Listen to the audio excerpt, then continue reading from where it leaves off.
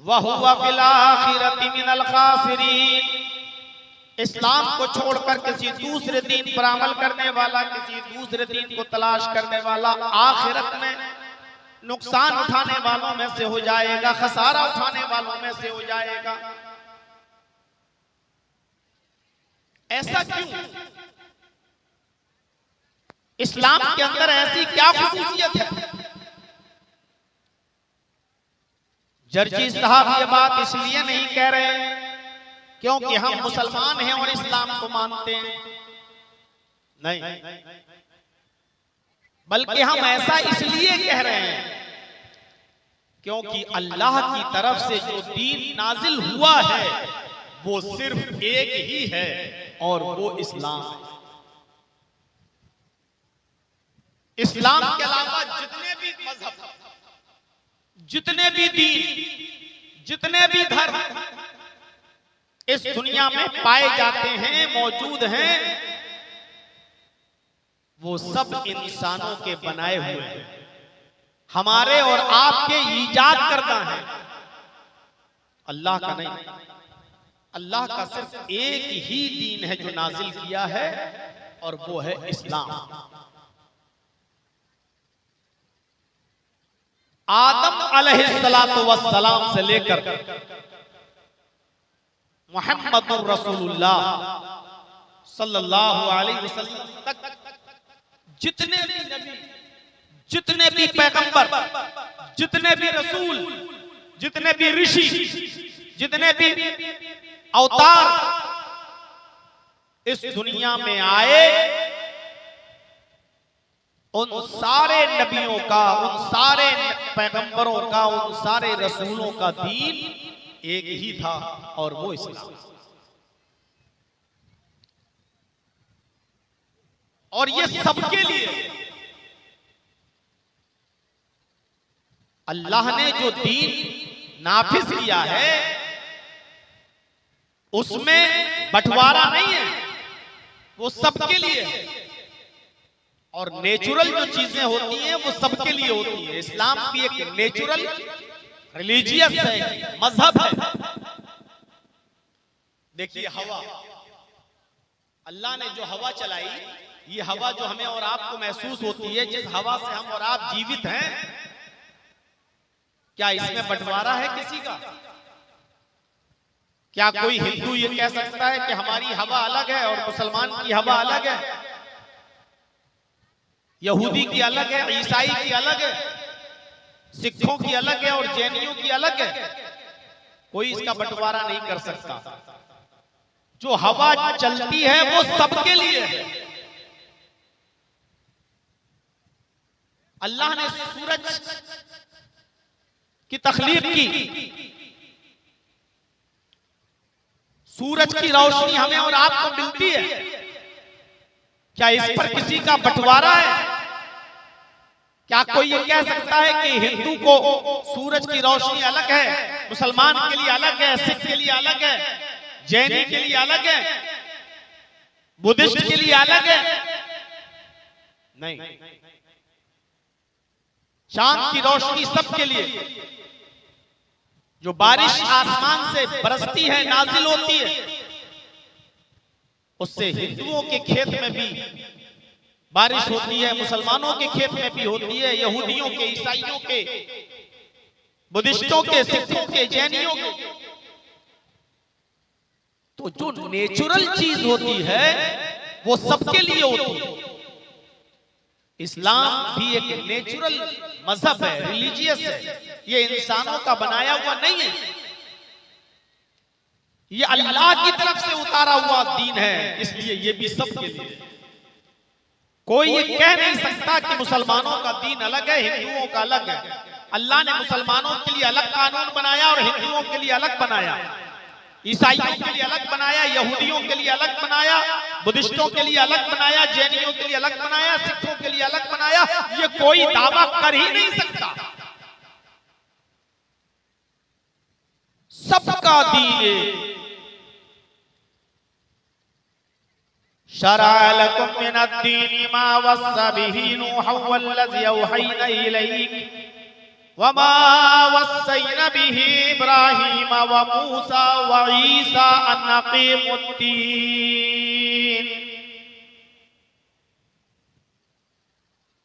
कुरान पढ़िए।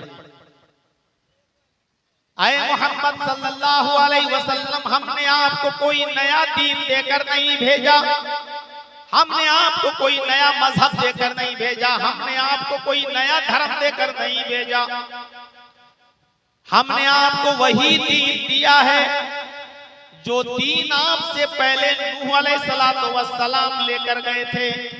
जिस दीन की वसीयत हमने नूह को की थी, शरअ लकुम मिनद्दीनि मा वस्सा बिही नूहन, जिस दीन की स्थापना का हुक्म हमने नूह को दिया था, जिस दीन के निफाज का हुक्म हमने नूह को दिया था, और नूह के बाद वमा वस्सैना बिही इब्राहीम व मूसा व ईसा, नूह अलैहिस्सलाम के बाद इस दुनिया में इब्राहीम आए, मूसा आए, ईसा आए, हमने इसी दीन का हुक्म उनको भी दिया था। आए मोहम्मद सल्लल्लाहु अलैहि वसल्लम, जो दीन आप लेकर लोगों के पास जा रहे हैं, ये कोई नया दीन नहीं है, ये कोई नया मजहब नहीं है। आपसे पहले यही दीन नूह भी लेकर गए थे, यही दीन इब्राहीम भी लेकर गए थे, और यही दीन देकर हमने मूसा को भी भेजा था, और यही दीन देकर हमने ईसा को भी भेजा था। कुरान ने कहा है कि मोहम्मद सल्लल्लाहु अलैहि वसल्लम ही इस्लाम लेकर गए, और नबी से पहले जो दीन था वो इस्लाम नहीं था। नेपाल वालों, तुमने अपने इलाके के गैर मुस्लिमों को, हिंदू भाइयों को ये बताया ही नहीं है, और ये बताने में तुम नाकाम रहे हो। तुमने हमेशा उनको ये बताया कि ये दीन मोहम्मद सल्लल्लाहु अलैहि वसल्लम का दीन है, ये इस्लाम मोहम्मद का इस्लाम है, इसलिए आज वो आपके करीब नहीं आते। आप उनसे कहिए कि ये दीन मोहम्मदुर रसूलुल्लाह का दीन नहीं है, ये दीन आदम का दीन है, यही दीन नूह अलैहिस्सलाम का जिसको तुम मनु कहते हो, यही दीन मनु का भी है, यही दीन इब्राहीम का भी है जिनको तुम ब्राह्म के नाम से जानते हो, यही दीन उनका भी है।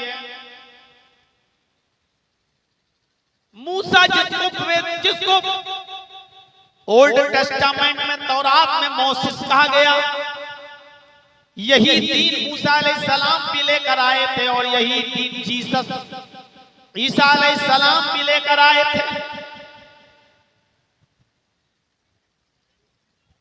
और फिर अल्लाह ने उसी दीन को देकर मोहम्मदुर रसूलुल्लाह को भेजा। क्यों? जब नूह भी वही दीन लेकर आए, इब्राहीम भी वही दीन लेकर आए, मूसा भी और ईसा भी, तो फिर मोहम्मद रसूलुल्लाह की जरूरत क्या थी? जब वही दीन था तो फिर मोहम्मद रसूलुल्लाह को अल्लाह ने वही दीन देकर क्यों भेजा? जब कजरुओं ने कजरबी मिला दी और असली में डालडा मिला दिया गया, और उल्टी में डुप्लीकेट शामिल हो गया, एकेश्वरवाद के अंदर बहुईश पूजा, बहुदेववादियत आ गई, बहुत से देवी देवताओं की और बहुत से खुदाओं की पूजा होने लगी।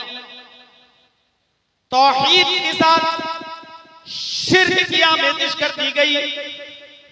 लोगों ने एक अल्लाह की इबादत के बजाय बहुत से देवी देवताओं को और बहुत से लोगों को अपना माबूद बना लिया। तब अल्लाह ताला ने दीन की असली शक्ल को नाफिज करने के लिए आखिरी नबी जनाब मोहम्मद रसूलुल्लाह सल्लल्लाहु अलैहि वसल्लम को आखिरी नबी बनाकर इस दुनिया में मबूस फरमाया। हर नबी का कलमा एक था, क़ुल या अहलल किताबी तालू इला कलिमतिन सवाइन बैनना व बैनकुम अल्ला नअबुदा इल्लल्लाह। कुरान के अल्फाज देखिए, आए अहले किताब आओ। ऐसी दोस्ती का हाथ कोई बढ़ाता है? इस तरह दोस्ती का हाथ कोई बढ़ाएगा? है यहूदियों आओ, है ईसाइयों आओ, आए वो लोगों जिनको अल्लाह की तरफ से आसमानी किताबें दी गई हैं, आओ। क्या किसी मजहब में ऐसी दावत मिलेगी? क्या हमारे हिंदू भाई कह सकते हैं कि मुसलमानों आओ, जैनियों आओ? कितनी प्यार भरी दावत। कोलिया अहलल किताबी, आए नबी कह दो कि आए अहले किताब, आए तौरात वालों, आए जबूर वालों, आए इंजील वालों, आए वो लोगों जिनको किताबें दी गई हैं, यहूदियों ईसाइयों, आओ एक ऐसे कलमे की तरफ, इला कलिमतिन सवाइन बैनना व बैनकुम, आओ एक ऐसे कलमे की तरफ, आओ एक ऐसे मूल मंत्र की तरफ जो हमारे और तुम्हारे दरमियान मसावी है, हमारे और तुम्हारे दरमियान बराबर है। यानी ऐ यहूदियों, तुम्हारा भी वही कलमा है, ऐ ईसाइयों तुम्हारा भी वही कलमा है, तो आओ, क्यों लड़ते हो हमसे, क्यों झगड़ते हो हमसे, क्यों दूरियां पैदा किए हो अपने और हमारे दरमियान? आओ उस कलमे की तरफ, उसी कलमे को तुम भी पढ़ते हो, उसी कलमे को हम भी पढ़ते हैं, वो तुम्हारा भी कलमा है, वो हमारा भी कलमा है, तो आओ एक ऐसे कलमे की तरफ जो हमारे और तुम्हारे दरमियान बराबर है। और वो कलमा क्या है? अल्लाह नअबुदा इल्लल्लाह, कि हम अल्लाह के अलावा किसी की इबादत नहीं करेंगे। यही मुख्य शिक्षा, यही असली और ओरिजिनल तालीम तुम्हारी है और हमारी भी है। तुम्हारे मजहब में भी यही कहा गया, एक अल्लाह के अलावा किसी और की इबादत न करो। यहूदियों में भी यही कहा गया और ईसाइयों में भी यही कहा गया। तो जब सबका कलमा एक है, तो आओ एक ऐसे कलमे की तरफ, लड़ाई और झगड़े बंद करो, तुम्हारा भी वही कलमा, हमारा भी वही कलमा। नूह अलैहिस्सलाम के जमाने में कलमा पढ़ा जाता था, ला इलाहा इल्लल्लाह नूह रसूलुल्लाह। मूसा अलैहिस्सलाम के जमाने में कलमा पढ़ा जाता था, ला इलाहा इल्लल्लाह मूसा रसूलुल्लाह। ईसा अलैहिस्सलाम आए तो उनके जमाने में कलमा पढ़ा जाता था, ला इलाहा इल्लल्लाह ईसा रसूलुल्लाह। और मोहम्मद रसूलुल्लाह जब आए तो कलमा पढ़ा जाता है, ला इलाहा इल्लल्लाह मोहम्मद रसूलुल्लाह। तो यही कलमा नूह का था, यही कलमा मूसा का, यही कलमा ईसा का, यही कलमा मोहम्मद रसूलुल्लाह का। इसी को अल्लाह ने कहा, तालो इला कलिमतिन सवाइन बैनना व बैनकुम, आओ एक ऐसे कलमे की तरफ जो हमारे और तुम्हारे दरमियान बराबर है। यही एक कलमा है, सबका है। तो पता ये चला कि यही दीन सबका है। मूसा भी यही दीन लेकर आए, ईसा भी यही दीन लेकर आए, नूह भी यही दीन लेकर आए, और मोहम्मद रसूलुल्लाह भी यही दीन लेकर। अब ताज्जुब करेंगे, हमारे बिरादराने वतन जो हमारे हिंदू भाई हैं, उनका भी यही कलमा है, वो भी इसी कलमे को पढ़ते हैं। सिर्फ जबान का फर्क है, वरना तर्जमे के एतबार से और मीनिंग के एतबार से कोई फर्क नजर नहीं आता। आज भी आप बाइबल उठाएं तो यही कलमा देखेंगे, there is no god but god is only one. कोई खुदा नहीं, सिर्फ एक, सिर्फ एक। ओल्ड टेस्टामेंट आप पढ़ेंगे, तौरात, उसमें भी यही जुमला है, there is no god but god is only one without second. एक ही है, दूसरे के बगैर। एक ही खुदा है, एक ही अल्लाह है, दूसरे के बिना, विदाउट सेकंड, दूसरे के अलावा, यानी दूसरा शामिल नहीं, बिल्कुल वही। ला इलाहा इल्लल्लाह वहदहु ला शरीका ला, अल्लाह के अलावा कोई माबूद नहीं, वहदहु वो अकेला है, ला शरीका ला उसका कोई शरीक नहीं है। But god is only one, वो अकेला है विदाउट सेकंड, दूसरा नहीं है दूसरे के अलावा। ये तौरात में लिखा हुआ है।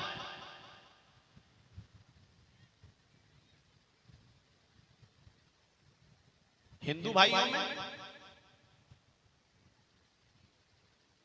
बहुत आम मंत्र है, एकम ब्रह्मादित्य नास्ते नास्ते किंचन। मैं समझता हूं कि इतना जोरदार अंदाज में कोई बात अभी तक हुई नहीं है। एकम ब्रह्मा द्वितीय नास्ते नेह नास्ते किंचन, एक ही है ब्रह्मा, ब्रह्मांड का बनाने वाला। एकम ब्रह्मा, ब्रह्मांड का रचयिता और रचनाकार, इस दुनिया का बनाने वाला, क्रिएटर ऑफ यूनिवर्स, सारी कायनात का खालिक एक ही है, द्वितीय नास्ते दूसरा नहीं है। इस मंत्र को पढ़ने में कोई एतराज है किसी को? द्वितीय नास्ते दूसरा नहीं है, ने बिल्कुल नहीं है, ना ना हरगिज नहीं, किंचन जरा सा भी नहीं। इस दुनिया का बनाने वाला सिर्फ एक है, दूसरा नहीं है, बिल्कुल नहीं है, कतई नहीं है, हरगिज नहीं है, जरा सा भी नहीं है। इस दुनिया का बनाने वाला सिर्फ एक ही है। क्या एतराज हो सकता है? तो पता ये चलता है कि जितने भी नबी इस दुनिया में आए सबकी दावत एक थी, सबका कलमा एक था। अब इंसानों ने, वो आपके यहां पर भी और हमारे यहां पर भी, इन लोगों ने तब्दीलियां कर दी। हिंदू भाइयों ने अल्लाह को छोड़कर 33 करोड़ देवी देवता बना लिए। 33 करोड़। हिंदू भाइयों में तो गिनती भी है, मुसलमानों में वो भी गिनती थी। 33 करोड़ हिंदू भाई जब भी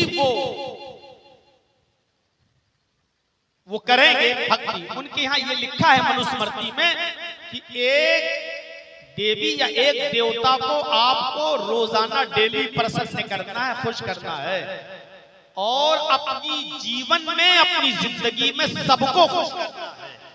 लेकिन एक दिन में एक ही खुश होगा, सब नहीं। अब ये बताओ कि हैं कितने?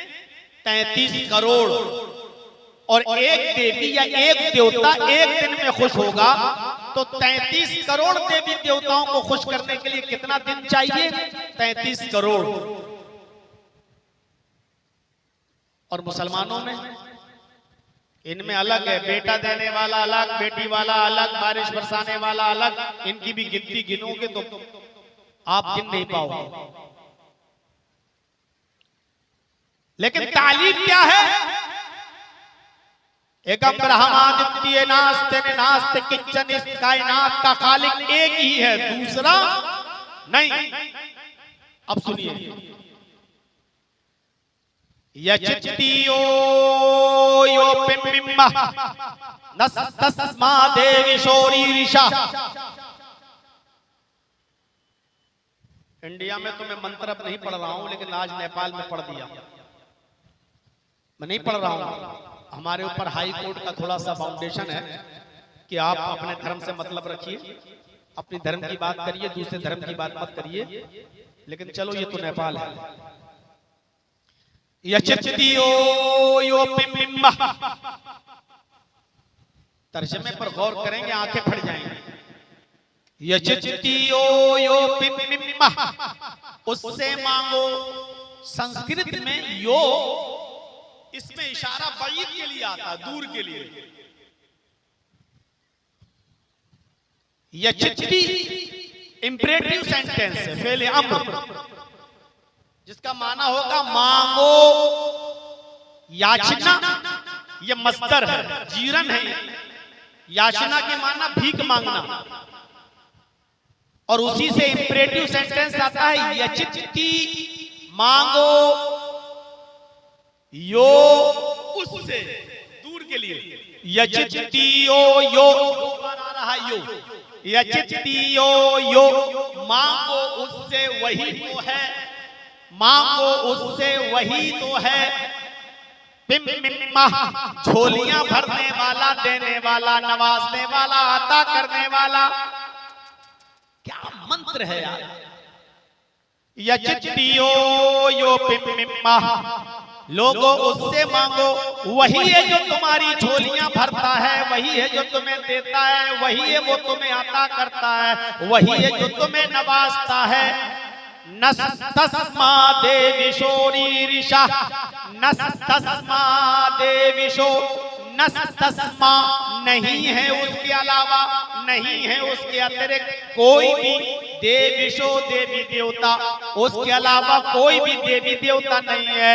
रीरिषा जो तुम्हें कुछ भी दे सके, उसके अलावा कोई भी देवी देवता तुम्हें कुछ भी देने की क्षमता नहीं रखता, शक्ति नहीं रखता, ताकत नहीं रखता। वही है जो तुम्हें देता है, वही है जो तुम्हें नवाजता है, उसके अलावा कोई भी तुम्हें देवी देवता कुछ नहीं दे सकता। नस्तस्मा देविशोरीरिषा, उसके अलावा कोई भी देवी देवता तुम्हें कुछ भी नहीं दे सकता। इसी को हमारे पवित्र कुरान में यूं कहा गया है, वला तदउ मिन दूनिल्लाहि मा ला यनफउका वला यदुर्रुक फइन फअलत फइन्नका इज़म मिनज़-ज़ालिमीन। अल्लाह को छोड़कर तुम किसी से मदद तलब न करो, अल्लाह को छोड़कर तुम किसी को मत पुकारो। वला तदउ मिन दूनिल्लाहि मा ला यनफउका, जो तुम्हें न नफा दे सकता है, वला यज़ुर्रुक, जो तुम्हें न नुकसान पहुंचा सकता है। अल्लाह के अलावा तुम्हें न नफा देने वाला, न नुकसान पहुंचाने वाला कोई नहीं है। फ़इन फ़अलता फ़इन्नका इज़म मिनज़-ज़ालिमीन, अगर तू ऐसा करेगा तो तू जालिम लिखा जाएगा, तू जालिम कहलाएगा। अल्लाह के अलावा अगर किसी और से तूने कुछ मांगा तो तू जालिम। क्या कुरान की आयत है, क्या मंत्र है। उसके अलावा कोई भी देवी देवता तुम्हें कुछ भी नहीं दे सकता। अल्लाह को छोड़कर तुम किसी को मत पुकारो, वो तुम्हें नफा और नुकसान नहीं दे सकते। इन्नल्लज़ीना तदऊन मिन दूनिल्लाहि लन यख़्लुक़ू ज़ुबाबन वला यज्तमऊ लहू। अल्लाह को छोड़कर तुम जिनसे भी मांग रहे हो, अल्लाह को छोड़कर तुम जिनको भी पुकार रहे हो, अल्लाह को छोड़कर तुम जिनके भी आस्थानों पे जा रहे हो, बेटा बेटा बेटा चिल्ला रहे हो, अल्लाह को छोड़कर तुम जिनसे भी हाजत रवाई और मुश्किल कुशाई का सवाल कर रहे हो, लन यख़्लुक़ू ज़ुबाबन, वो सब एक मक्खी भी पैदा करने की ताकत नहीं रखते। सब मिल जाएं, वला यज्तमऊ लहू, एक मक्खी को पैदा करने के लिए सब जमा हो जाए, सब इज्तमऊ, बरेली से बगदाद तक और कश्मीर से कन्याकुमारी तक सब इकट्ठा कर लो, सबको जमा कर लो, जिंदों को भी मुर्दों को भी, सबको इकट्ठा कर लो, और सबको जमा करने के बाद कहो कि एक मक्खी पैदा करके दिखा दें। लन यख़्लुक़ू ज़ुबाबन, वो एक मक्खी भी पैदा करने की ताकत नहीं रखते। इससे बड़ा समाचार क्या हो सकता है। तो ये धर्म, ये दीन सबका है, ये तौहीद सब में है, ये एकेश्वरवाद सब में है। खुद हमारे हिंदू भाइयों में भी एकेश्वरवाद है, ईसाइयों में भी एकेश्वरवाद है, यहूदियों में भी एकेश्वरवाद है। एक अल्लाह की इबादत के सब कायल हैं, सब में ये लिखा हुआ है कि अल्लाह के अलावा कोई माबूद नहीं, इबादत सिर्फ उसी की हो, लेकिन साथ में शिर्क भी है।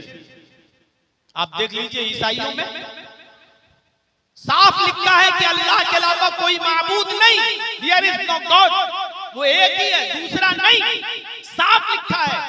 लेकिन इसके बावजूद वो ईसा अलैहिस्सलाम को अल्लाह का बेटा मानते हैं, सन ऑफ गॉड कहते हैं। और ईसाइयों में एक अलग दस्तूर है, 1/3 3/1, 1 3 और 3 1। ईसाइयों का अकीदा है अल्लाह ही ईसा है, अल्लाह ही मरियम है, 1 3 है और 3 1 है।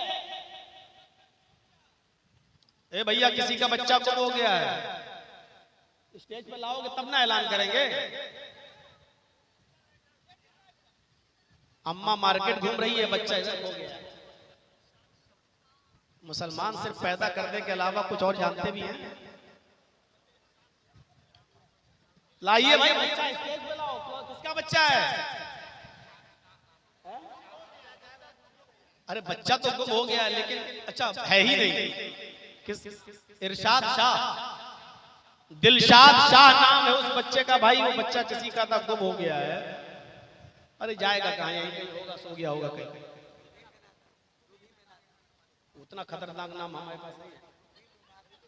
ओ नाम लो भैया, आप लोगों के गांव के नाम भी तो बड़े अजीब हैं।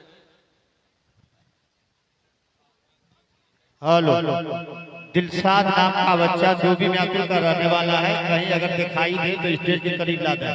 उनकी माँ यहाँ परेशान है। नाम बच्चे का दिलशाद है, धोबी महफिल का रहने वाला है। मिल जाएगा इंशाअल्लाह। इन्ना लिल्लाहि व इन्ना इलैहि राजिऊन पढ़े, उसकी अम्मा भी पढ़े इंशाअल्लाह। कहीं सो गया होगा, रात का वक्त है ना। तो मेरे भाइयों, मैं यही अर्ज कर रहा था कि यही तौहीद है सब में, ईसाइयों में भी यही है। लेकिन इसके बावजूद वो ये मानते हैं ईसा ही अल्लाह, अल्लाह ही ईसा, अल्लाह ही मरियम, ईसा ही अल्लाह, ईसा ही मरियम, मरियम ही अल्लाह और मरियम ही ईसा। यानी 1 3 और 3 1, 1/3 3/1। वो कहते हैं एक ही है, 3 है, वही है। अल्लाह ही ईसा है, अल्लाह ही मरियम, ईसा ही अल्लाह है, ईसा ही मरियम, मरियम ही अल्लाह है, मरियम ही ईसा। 1 3 और 3 1। ये ईसाइयों के बाद फिरकों का ये भी अकीदा है। कुछ लोग ईसा को अल्लाह का बेटा मानते हैं, ये उनका दूसरा फिरका है। तो शिर्क उनमें भी है और शिर्क मुसलमानों में भी है। बहुत से लोग तो अल्लाह के नबी जनाब मोहम्मद रसूलुल्लाह को अल्लाह का बंदा और उसका रसूल मानते हैं, लेकिन बहुत से लोग ये अकीदा भी रखते हैं कि अल्लाह के नबी, अल्लाह ने अपने नूर से उनको पैदा किया है, अल्लाह ने अपने नूर से पैदा किया है।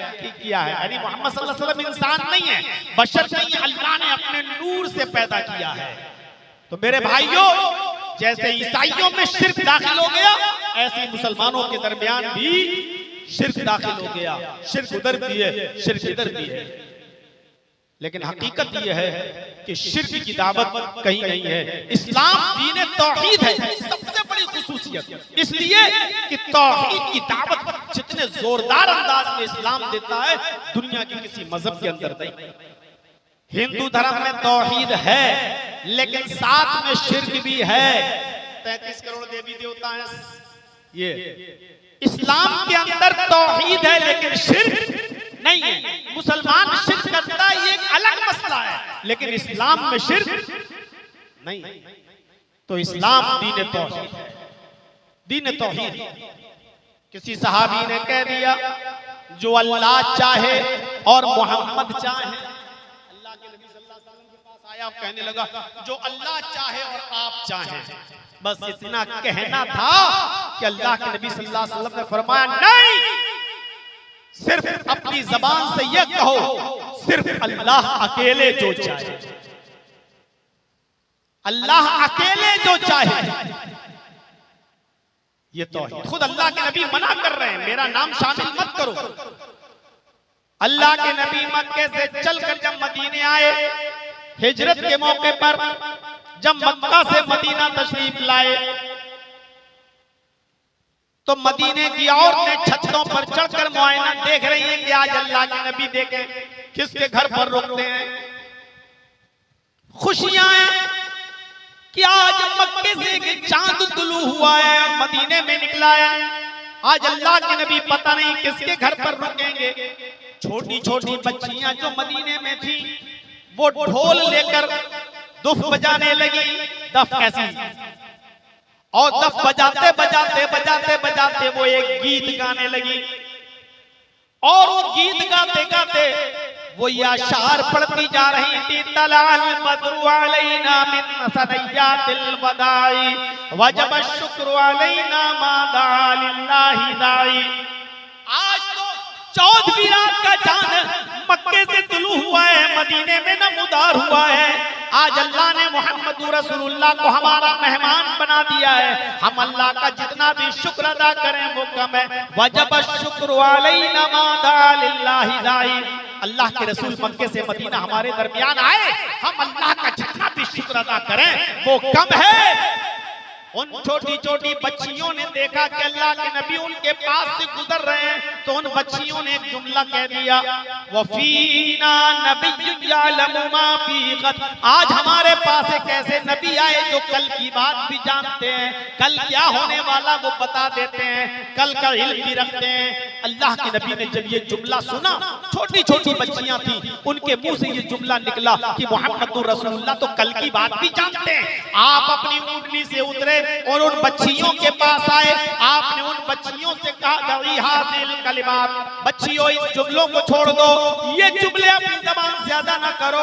अल्लाह की कसम मुझे नहीं मालूम कि कल मेरे साथ क्या होगा, मुझे कल का इल्म नहीं है। अरे मुझे तो थोड़ी देर के बाद मेरे साथ क्या होगा मुझे तो उसका भी इल्म नहीं है।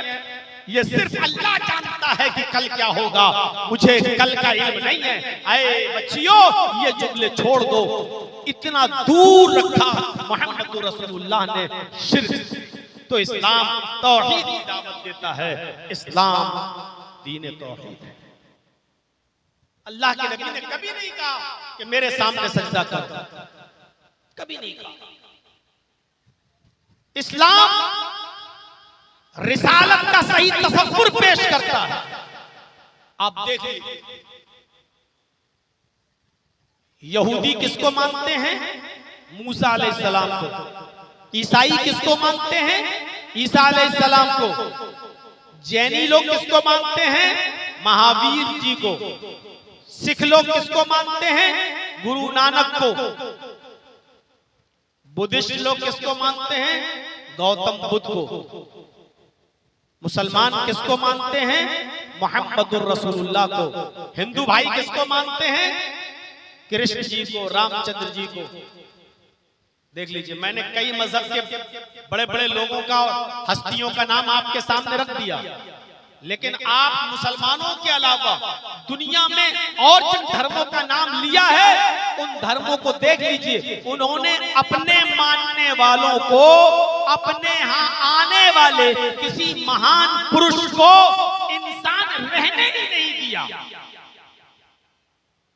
ईसाइयों ने ईसा को इंसान नहीं माना, सन ऑफ गॉड, अल्लाह का बेटा मान लिया। यहूदियों ने मूसा को और उज़ैर को अल्लाह का बेटा मान लिया। सिखों में चले जाइए, गुरु नानक को भगवान मान लिया। गुरु नानक कौन थे? भगवान। जैनियों में चले जाइए, महावीर जी को क्या मानते हैं? भगवान। हिंदू भाइयों में चले जाइए, कृष्ण जी भगवान, रामचंद्र जी को भगवान। बुद्धिस्टों को ले लीजिए, गौतम बुद्ध के मानने वाले। गौतम बुद्ध की सबसे बड़ी मूर्ति तो आपको लुम्बनी में मिलेगी, आप ही के नेपाल में, मैं जा चुका हूं लुम्बनी में। गौतम बुद्ध की बहुत बड़ी मूर्ति वहां बनी हुई है और उस मूर्ति के नीचे लिखा हुआ है बुद्ध भगवान। बुद्धिस्टों ने गौतम बुद्ध को भगवान का दर्जा दे दिया। सिखों ने गुरु नानक को भगवान का दर्जा दे दिया, जैनियों ने महावीर जी को भगवान का दर्जा दे दिया, ईसाइयों ने ईसा को अल्लाह का बेटा बना लिया, यहूदियों ने मूसा को अल्लाह का बेटा बना लिया, हिंदू भाइयों ने रामचंद्र जी और कृष्ण जी को अपना भगवान मान लिया। अब रह गया मुसलमान, इस्लाम का मानने वाला। मुसलमान एक ऐसी कौम है और इस्लाम एक ऐसा मजहब है जिसने अपने मजहब में आने वाले पैगंबर को मोहम्मद रसूलुल्लाह को न देवता माना है, न भगवान का दर्जा दिया है, और न भगवान मानता है और न उनकी पूजा करता है, बल्कि उनको भी एक इंसान मानता है। और कुरान ऐलान करते हुए कहता है, आए नबी आप अनाउंसमेंट कर दो, कुल इन्नमा अना बशरुम मिस्लुकुम, आए नबी कह दो कि मैं तुम्हारी तरह का एक बशर हूँ। कुल इन्नमा अना बशरुम मिस्लुकुम, मैं तुम्हारी तरह का एक इंसान हूँ। तुम्हारे दो हाथ मेरे भी दो हाथ, तुम्हारे दो पैर मेरे भी दो पैर, तुम्हारा सर मेरा भी सर, तुम्हारी दो आंखें मेरी भी दो आंखें, तुम्हारे दो कान मेरे भी दो कान, तुम चलते फिरते हो हम भी चलते फिरते हैं, तुम खाते पीते हो हम भी खाते पीते हैं, तुम्हें शादियों की जरूरत पड़ती है मेरी भी शादी हुई है, तुम्हारे बच्चे होते हैं हमारे भी बच्चे, तुम्हें दुख और गम पहुंचता है हमें भी दुख और गम पहुंचता है, जैसे तुम वैसे हम भी एक इंसान हैं। तुम्हारी रिसालत का सही तसव्वुर इस्लाम ने पेश किया है, वरना दुनिया में कोई धर्म हमें ऐसा दिखा दो जिसने अपने धर्म में आने वाले इंसान को, महान पुरुष को पुरुष रहने दिया हो, जबकि रामचंद्र जी मर्यादा पुरुषोत्तम थे, एक इंसान थे, भगवान नहीं। खुद वाल्मीकि की रामायण कहती है राम पुरुषोत्तम, राम मर्यादा पुरुषोत्तम है, राम सबसे बड़े इंसान है। वाल्मीकि की रामायण में लिखा है राम मनुष्य थे, पुरुष है, इंसान। कृष्ण जी भी इंसान थे, और एक शिकारी शिकार करने के लिए जंगल में गया, वो हिरन को तीर मार रहा था और उस तीर में जहर लगा हुआ था। उसने वो तीर हिरन को मारना के लिए छोड़ा कि ये तीर हिरन को लगेगा, और तीर में लगा हुआ जहर जब हिरन के पैर में या पेट में जाएगा तो हिरन कहीं भी दौड़ेगी भागेगी लेकिन मर जाएगी, फिर हम उसको पकड़ लेंगे। उस शिकारी का तीर निशाने से चूक जाता है और वो तीर कृष्ण जी के पैर में लगता है, और वो जहर तीर में लगा हुआ जहर वो कृष्ण जी के जिस्म में जहर फैलना शुरू हो जाता है, और उसी जहर के प्रभाव से, उसी विष के प्रभाव से, उसी जहर के प्रभाव से कृष्ण जी की मृत्यु होती है। ये आपके धार्मिक ग्रंथों में जब लिखा हुआ है, तो जिसको एक जहर मार दे वो भगवान कैसे हो सकता है? उसको भगवान का दर्जा नहीं दिया जा सकता है। मोहम्मद रसूलुल्लाह भी भगवान का दर्जा नहीं पा सकते हैं, क्योंकि आपका भी इंतकाल के वक्त जो कैफियत थी वो ये थी कि आप जब मरजुल मौत में मुब्तला थे तो बार बार अपना हाथ पानी में डालते और पानी से हाथ निकालते अपने चेहरे पे मलते जाते और कहते जाते ला इलाहा इल्लल्लाह इन्ना लिल मौति सकरात। मौत के लिए बड़ी बेचैनियां हैं, मौत के लिए बड़ी परेशानियां हैं, मौत के लिए बड़ी सख्तियां हैं। मेरे भाइयों, खुद मोहम्मद रसूलुल्लाह सल्लल्लाहु अलैहि वसल्लम भी इस दुनिया को छोड़कर चले जाते। भगवान तो वो होता है कि जिसको कभी मौत ना आए।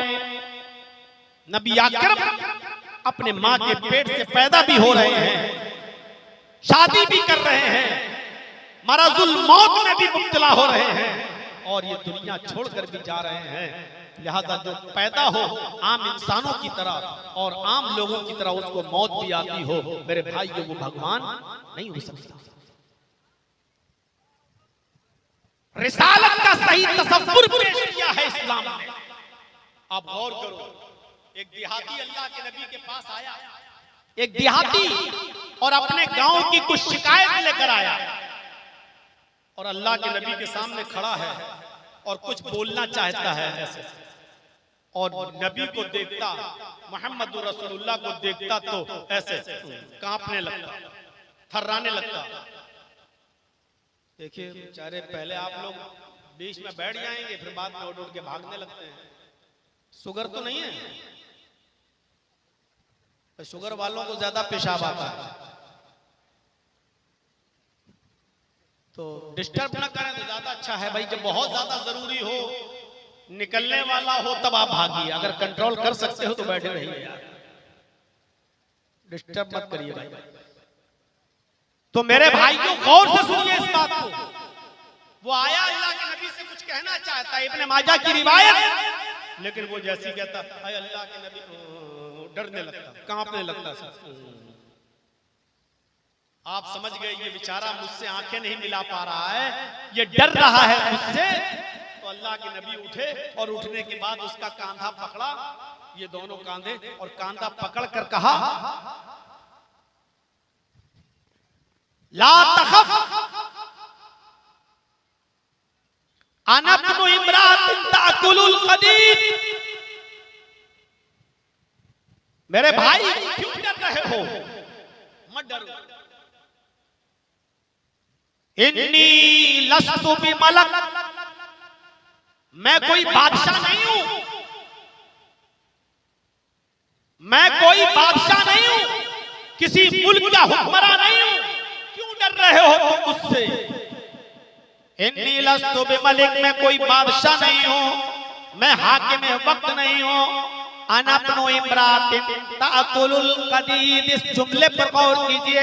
आपने उससे कहा तुम अपनी बात खुलकर बोलो, क्या कहना चाहते हो? मैं भी एक ऐसी औरत का बेटा हूं, मुझे भी एक ऐसी औरत ने पैदा किया है अपने पेट से, मुझे भी एक ऐसी औरत ने जना है जो सूखे हुए गोश्त के टुकड़े खाती थी। अना इब्नु इम्रातिन ताकुलुल कदीद, मुझे भी एक ऐसी औरत ने पैदा किया जो खुश्क गोश्त, सूखा हुआ गोश्त खाती थी।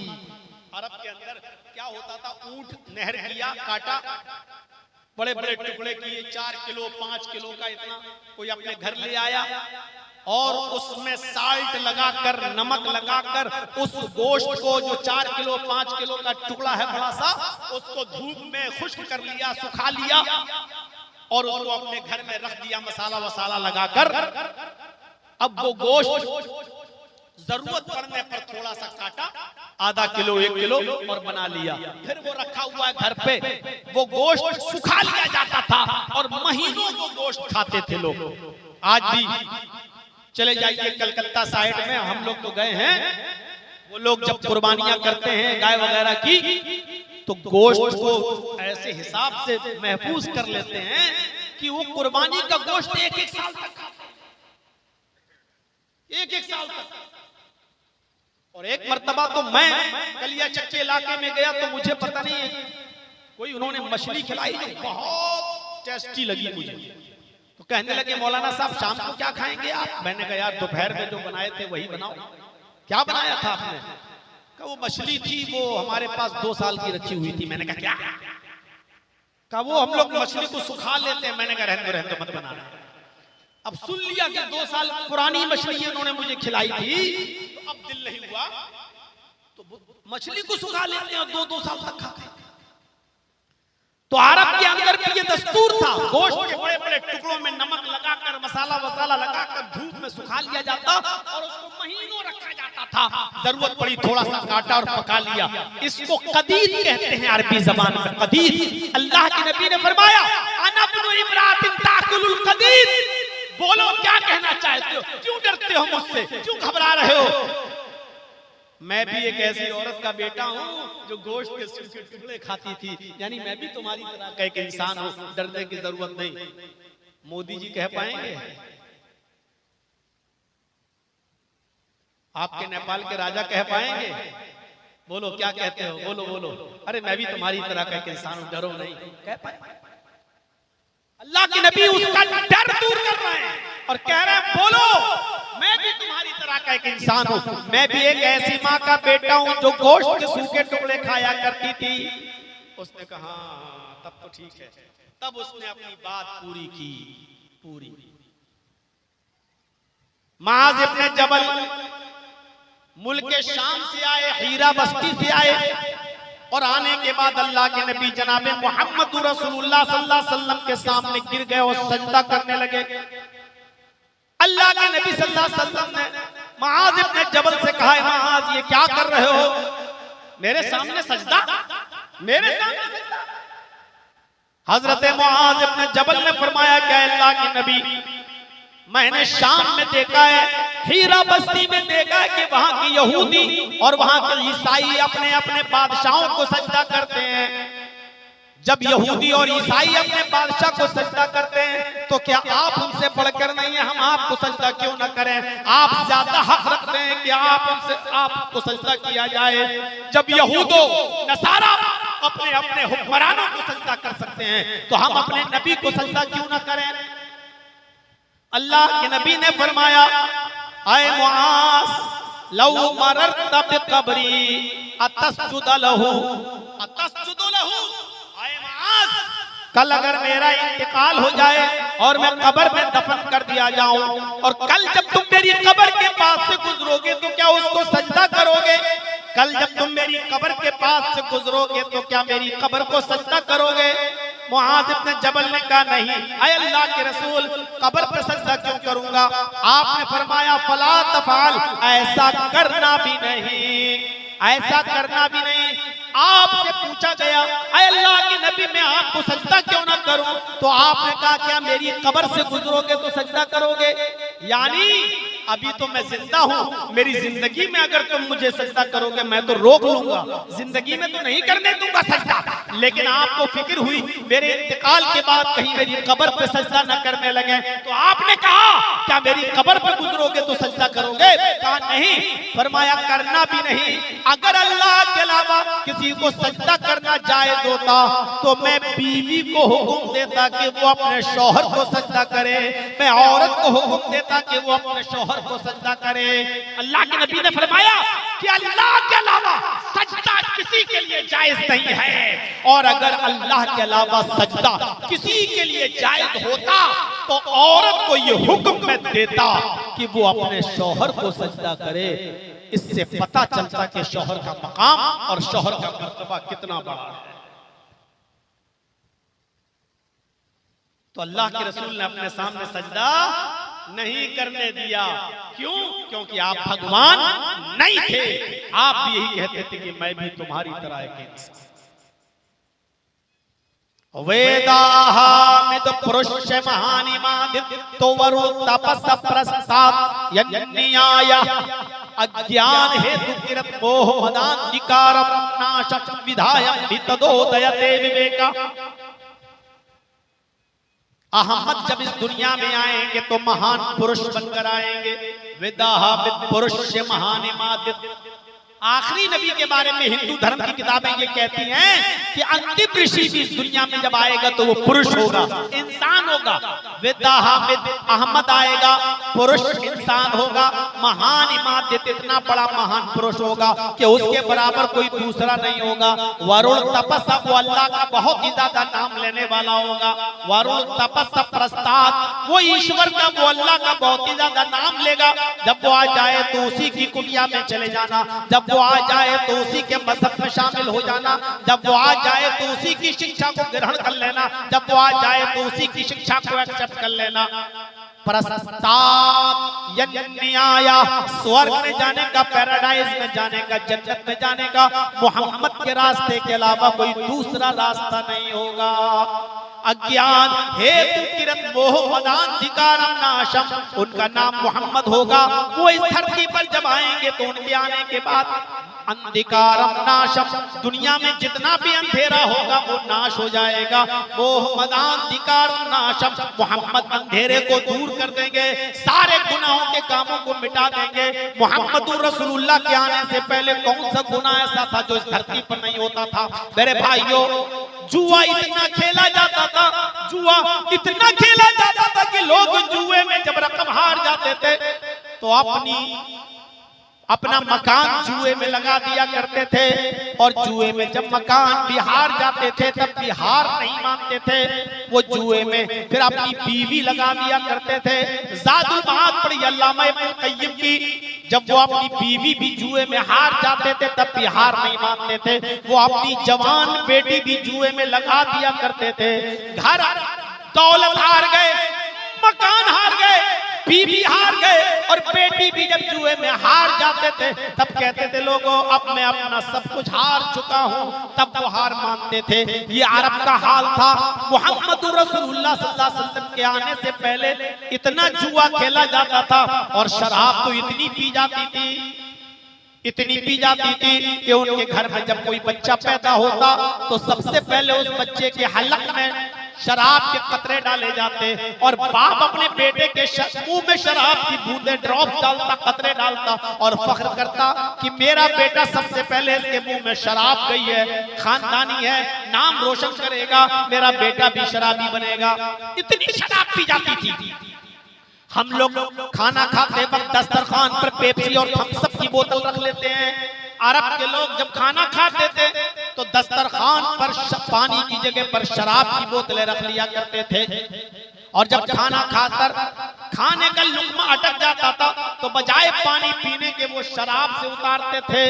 शराब इतनी पीते थे कि शराब के नशे में वो भूल जाते थे कि मेरी बीवी कौन है और मेरी बेटी कौन है।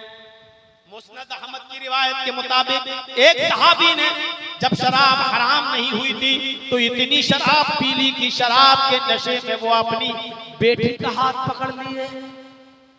नौजवानों, ये शराब कितनी बुरी चीज है। ये नेपाल के हर चप्पे चप्पे पर कोने कोने पर मिलती है। मैं भी 2 साल नेपाल की सरजमीन पर पड़ा हूँ। सिराजुल्लूम में झटका नगर में मैं रहा हूँ। मुझे मालूम है नेपाल का चप्पे चप्पे से वाकिफ और उसकी पूरी हिस्ट्री मुझे मालूम है। पान की दुकानों तक में शराब खुलेआम बिकती है। ये शराब जब हराम नहीं हुई थी तो एक सहाबी ने ये शराब जब पी ली तो शराब के नशे में वो भूल गए कि बीवी कौन है और बेटी कौन है। उन्होंने बेटी का हाथ पकड़ लिया और उसी को खींच कर वो बंद कमरे में ले जाने लगे। बीवी को पता चला, दौड़ती हुई आई, उसने अपनी बेटी को छुड़ाया और शौहर को धक्का देकर कमरे में बंद कर दिया। 2, 4, 5 घंटे के बाद जब शौहर के शराब का नशा उतर गया तब उसने अंदर से दरवाजा खटखटाया। बीवी ने दरवाजा खोला तो बीवी को पीटने लगा। बीवी पीटने के बाद कहती है, मेरे हस्बैंड तुमने मुझे क्यों मारा? का तूने मुझे कमरे में क्यों बंद कर दिया था? का तुमने शराब पी रखी थी? शौहर ने कहा मैं तो शराब पीता ही हूँ, आज पी ली तो क्या हुआ कि आज तुमने कुछ ज्यादा ही पी ली थी। शौहर ने कहा रे कभी कम कभी ज्यादा, ये तो होता ही रहता है, अगर ज्यादा भी पी ली तो क्या हुआ? बीवी ने कहा आज इतनी पी ली कि बीवी में और बेटी में फर्क भूल गए, कौन बेटी है और कौन बीवी ये आप अंतर भूल गए और बजाय बीवी के बेटी का हाथ पकड़ लिया। अगर मैं वक्त पर नहीं आती तो आप बेटी के साथ मुंह काला कर बैठते। इतना सुनना था कि वो सहाबी जमीन पर लात मारते हैं, आसमान पे नजर डालते हैं और चीख कर कहते हैं, ऐ अल्लाह ये दिन सुनने से पहले मैं जिंदा कैसे हूँ? काश ये जमीन फट जाती और मैं धंस जाता और मैं मर जाता। अब मैं अपनी बेटी के सामने कौन सा चेहरा लेकर आऊंगा? अब मैं अपनी बेटी के सामने कौन सा चेहरा पेश करूंगा? मेरी बेटी मेरे बारे में क्या सोचेगी? उसके बाद कहते हैं क्या अल्लाह तू गवाह रहना, आज के बाद मैं शराब को हाथ नहीं लगाऊंगा, आज के बाद मैं शराब नहीं पीऊंगा। नौजवानों, जब ये शराब हराम नहीं हुई थी एक हल्का सा नुकसान देखा और इस शराब के नुकसान को देखकर सहाबी ने शराब अपने ऊपर हराम कर ली और हाथ न लगाने की कसम खा ली। जब शराब हराम नहीं हुई थी तो लोग छोड़ देते थे और जब ये शराब तुम्हारे नबी ने हराम कर दी तो इससे कितना बचना चाहिए, इससे कितना परहेज करना चाहिए, इससे हमें कितना दूर रहना चाहिए। ये शराब इंसान की अकल को ढांप लेती है और इंसान की अकल से बड़े और छोटे की तमीज शऊर को निकाल देती है। शराब के नशे में आप घर में घुसेंगे, आप अपनी माँ को गाली देंगे, आप अपनी बहन को गाली देंगे, आपकी नजर में माँ माँ नहीं, बाप बाप नहीं, बीवी बीवी नहीं, बहन बहन नहीं। शराब के नशे में आप भूल जाएंगे। शराब छोटे और बड़े की तमीज को भुला देती है। अकल को खराब कर देती है। इसलिए नौजवानों, इस शराब को हाथ मत लगाओ। अरब की सरजमीन पर शराब इतनी पी जाती थी कि लोग शराब के नशे में बजाय बीवी के बेटी का हाथ पकड़ लेते थे। जुए की कैफियत तो मैंने बता दी, जिनाकारी आम थी, कोई बुराई नहीं थी, बल्कि निकाह ही ऐसा होता था। बुखारी पढ़िए किताबुल जनाइज में, ज़माने जाहिलियत के निकाह की फहरिस्त है। एक आदमी निकाह करके लाता था, बीवी मेरी निकाह करके लाया, लेकिन वो उसके साथ शबे ज़ुफ़ाफ नहीं मनाता था। पहली रात अपनी बीवी को लेकर आया, लेकिन अपनी बीवी के साथ पहली रात नहीं सोता था। नहीं नहीं नहीं, शादी तो मैंने कर ली, बीवी तो ले आया, लेकिन वो अपनी बीवी को किसी दूसरे नौजवान के, अपने दोस्त के हवाले कर देता। लो इसको ले जाओ, इसको अपने पास रखो, और जब ये हामिला हो जाए, तुमसे प्रेग्नेंट हो जाए, तुमसे जब ये प्रेग्नेंट हो जाए तब मेरे हवाले कर देना। बुखारी के अंदर लिखा हुआ है कि वो अपने दोस्त के हवाले अपनी बीवी को कर देता था, और जब वहां पता चलता कि मेरे दोस्त से मेरी बीवी प्रेग्नेंट हो गई, तब वो इसको इसके हवाले कर देता और ये उसको अपनी बीवी बना लेता। ऐसा इसलिए किया जाता, इस अकीदे के साथ किया जाता कि ऐसा करने से बच्चा नेक पैदा होगा। ये उनकी सोच थी, ये उनकी सोच थी कि ऐसा करने से बच्चा नेक पैदा होगा, ऐसा करने से बच्चा नेक। दूसरा निकाह ऐसा था, 3, 4, 5, 6, 3 से ज्यादा और 10 तक आदमी एक ही औरत के पास जाते थे और उससे हम बिस्तर होते थे, जिना करते थे। कभी 3, 4, कभी 5, कभी 6, कभी 7, कभी 8, 9, 10 से ज्यादा नहीं। एक ही औरत के पास जाते, पूरे साल उससे मिलते, जिना करते उसके साथ, और जब इस औरत के कोई बच्चा पैदा होता तो ये सबों को बुलाती, जितने लोग इसके पास गए होते ये सबको बुलाती और कहती, तुम भी आए मेरे पास, तुम भी आए, तुम भी आए, तुम भी आए, तुम सबने मेरे साथ क्या किया ये तुम सबको मालूम है। सब लोग कहते हाँ मैं जानता हूं। अब ये मेरे बच्चा पैदा हुआ है, अब इस बच्चे को मैं बाप दूंगी और मैं इस बच्चे की मां बनूंगी, तो इस बच्चे का एक बाप भी होना चाहिए। पता नहीं ये किसका बच्चा है, क्योंकि उससे तो 10 लोग मिले हैं, पता नहीं ये किसका बच्चा है, लेकिन वो औरत को इख्तियार होता, वो उस बच्चे को उठाती और उन 10 लोगों में से जिसकी गोद में रखना चाहती रख देती। अब उन 10 में से जिसकी गोद में बच्चा रख देती, ये उसी का बच्चा मान लिया जाता, ये उसकी बीवी हो जाती, वो उसका हस्बैंड, उसका शौहर हो जाता। वो उठता और उस बच्चे को और इस औरत को लेकर चला जाता, भी उसकी बीवी हो गई, वो उसका बच्चा हो गया। उन 9 लोगों के ऊपर कोई गिरफ्त नहीं, वो आजाद। ये शादी का दूसरा तरीका था। इस तरीके से शादियां होती थी मोहम्मद रसूलुल्लाह के आने से पहले, नबी के इस दुनिया में आने से पहले इस तरीके से शादियां होती थी। खाने काबा का औरतें बिल्कुल बरहना होकर, नंगी होकर तवाफ करती थी, एक भी कपड़ा उनके जिस्म पर, जैसे कोई बच्चा मां के पेट से पैदा होता है बिल्कुल नंगा होता है, ऐसे ही औरतें खाने काबा का बिल्कुल नंगी होकर तवाफ करती थी, बरहना होकर तवाफ करती थी। उनके जिस्म पर कपड़े का एक भी तार नहीं होता था। पढ़िया रहीकुल मखतूम मौलाना सफीउर रहमान साहब मुबारकपुरी रहमतुल्लाह अलैह की ज़माने जाहिलियत में जो बुराइयां थी, उनमें एक बुराई ये भी थी कि औरतें खाने काबा का बिल्कुल बरहना होकर और नंगी होकर तवाफ करती थी। उन औरतों को कपड़ा पहनने का अधिकार नहीं था, उन औरतों को कपड़ा पहनने का हक हासिल नहीं था। मोहम्मदांतिकारम नाशम विधायम, मोहम्मद आएंगे सारे अंधेरे को नाश कर देंगे। अल्लाह के नबी सल्लल्लाहु अलैहि वसल्लम जब आए तो आपने जुए को हराम करार दे दिया, शराब की हुर्मत का ऐलान कर दिया। औरत को इज्जत दी, उसको जो औरत खाने काबा में नंगी होकर तवाफ करती थी उसके जिस्म पर कपड़ा पहनाया, उसको पर्दे का हक दिया, उससे कहा कि पर्दे में रहो। पर्दे में इतनी बेहयाई थी कि औरत खाने काबा का बिल्कुल नंगी होकर तवाफ करती थी लेकिन शर्माती नहीं थी। लेकिन नबी अकरम ने ऐसी हया पैदा कर दी, औरत को पर्दा में ऐसे डाल दिया कि अबू दाऊद पढ़िए किताबुल जिहाद देखिए कि अल्लाह के नबी सल्लल्लाहु अलैहि वसल्लम के जमाने में एक औरत जिसका बेटा मैदान जंग में जंग लड़ रहा है, मैदान जंग में जंग लड़ रहा है और लड़ते लड़ते वो बेटा कत्ल कर दिया गया, वो बेटा शहीद कर दिया गया। माँ के कान में आवाज आती है, तेरा बेटा मैदान जंग में कत्ल कर दिया गया, मैदान जंग में तेरा बेटा मारा गया।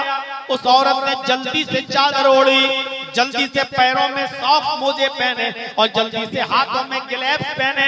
उसने अपने पैर छिपाए, हाथ छिपाया, अपने सर पे चादर डाली, सिर्फ एक आंख खुली हुई है।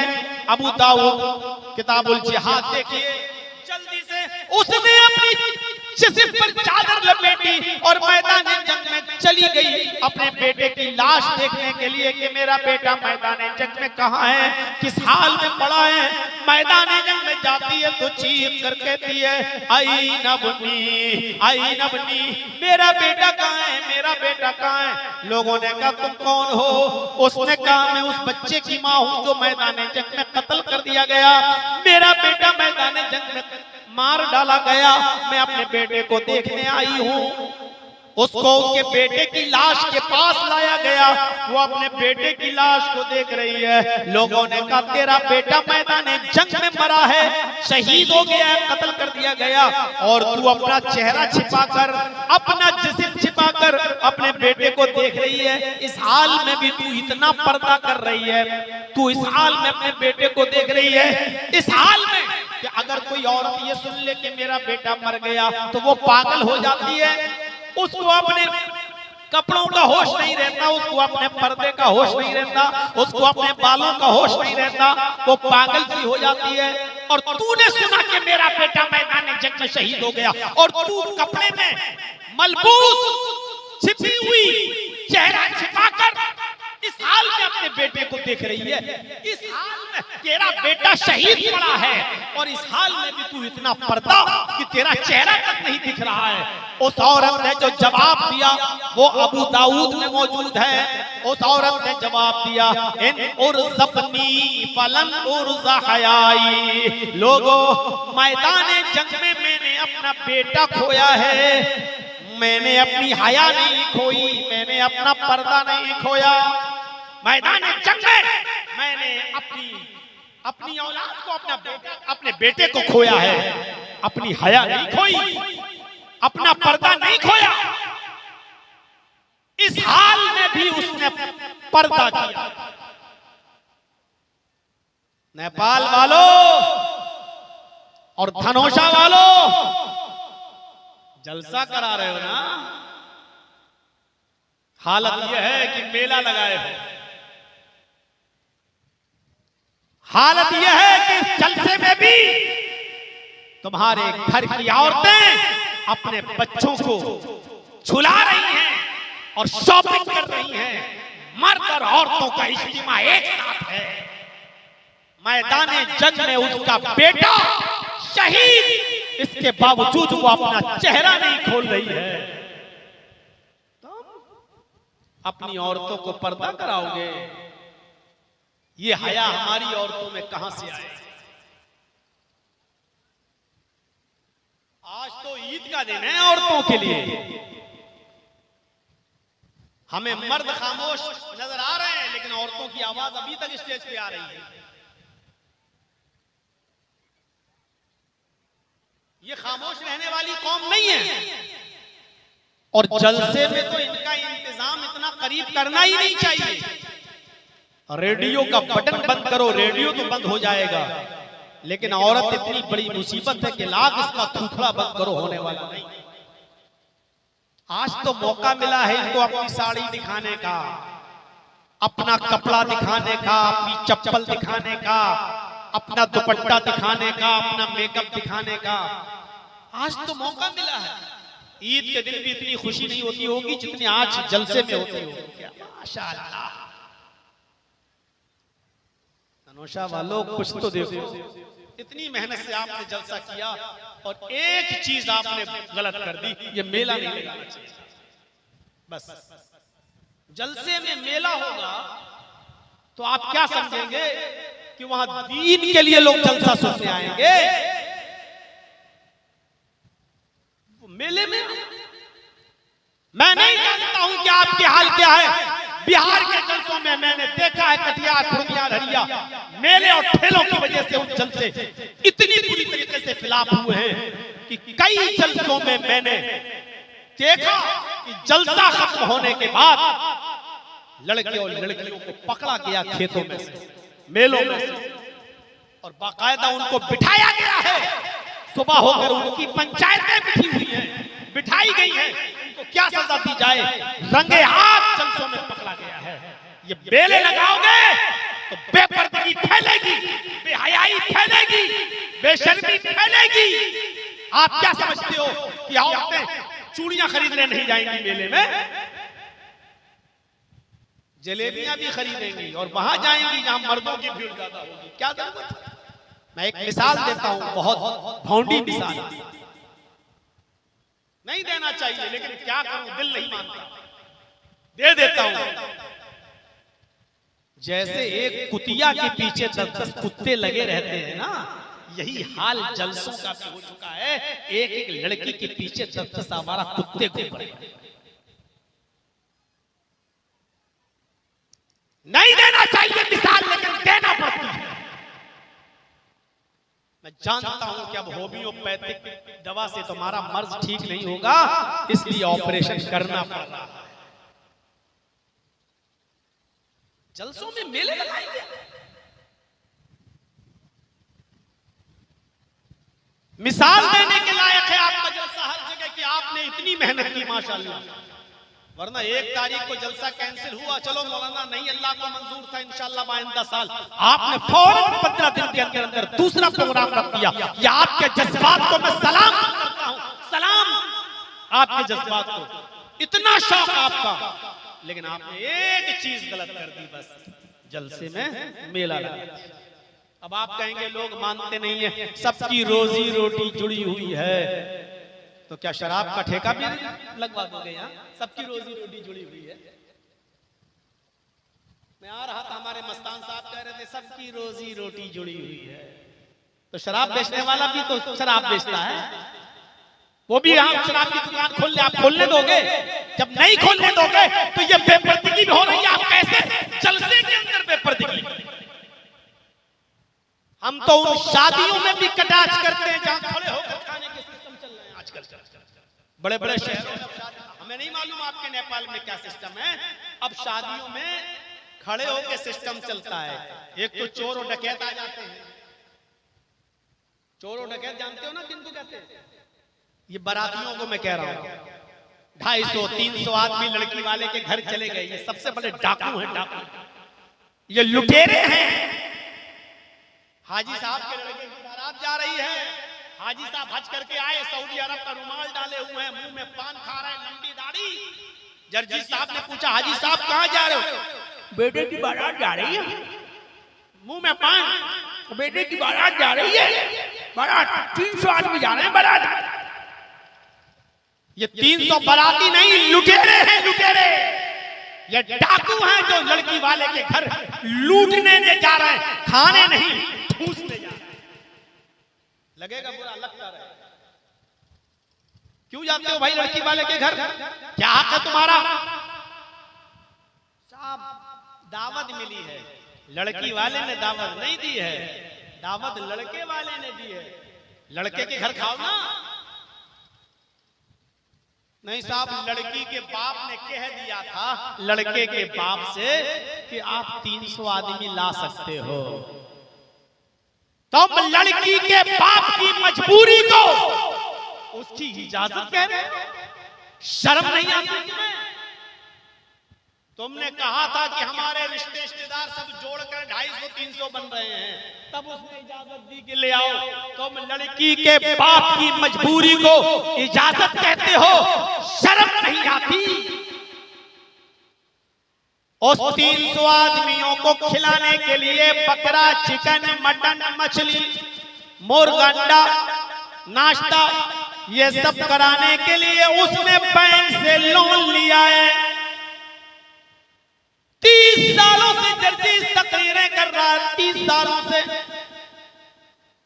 ऐसे ऐसे घरानों को जानता हूं, ऐसे ऐसे घरानों को जानता हूं मेरे भाइयों, जिन्होंने अपनी बेटियों की शादी पर लोन लिया।